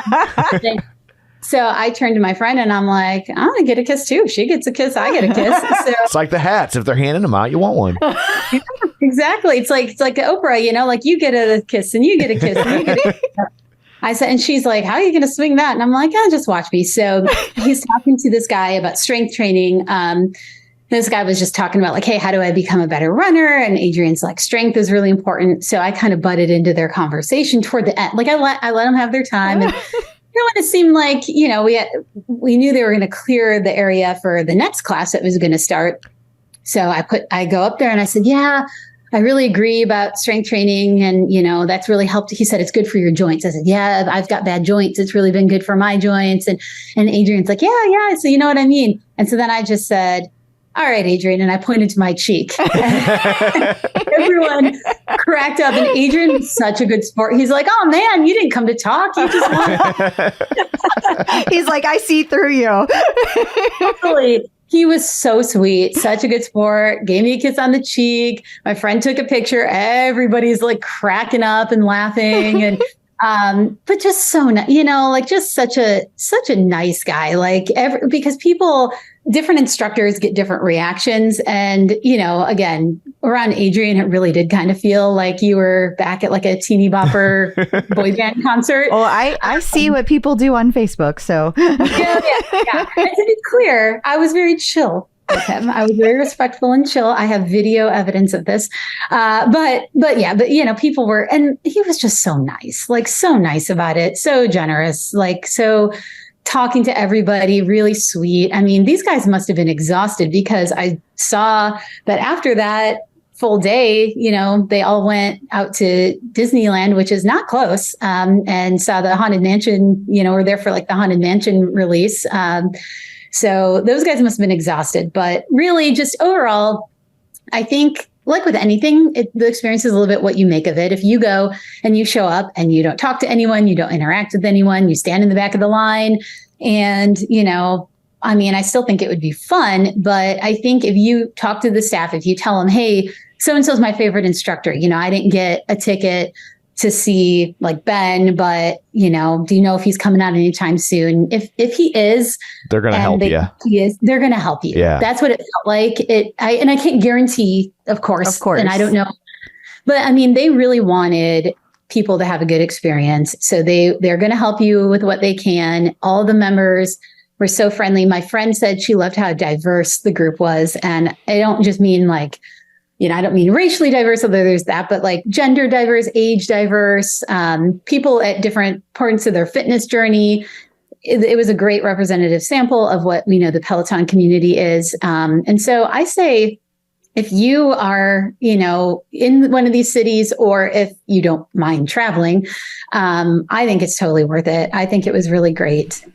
So anyway, that was probably more than most people wanted to hear about it. But I know I know these things get like, there's a shroud of mystery over them. For so. sure. Yeah. And then there's a lot of people who just assume they won't like it, or they'll assume they will like it either way, but they just make assumptions about what it is. And so it's nice to be like, this is actually what it is. And so, we appreciate absolutely. it. Awesome. Well, thank you so much for joining us. Before we let you go, tell everybody your leaderboard name. Yes, my leaderboard name is Kuakoa Christina, which I chose without thinking about the fact that no instructor can pronounce it and nobody can remember it. But it's Kuokoa and then Christina with a KR.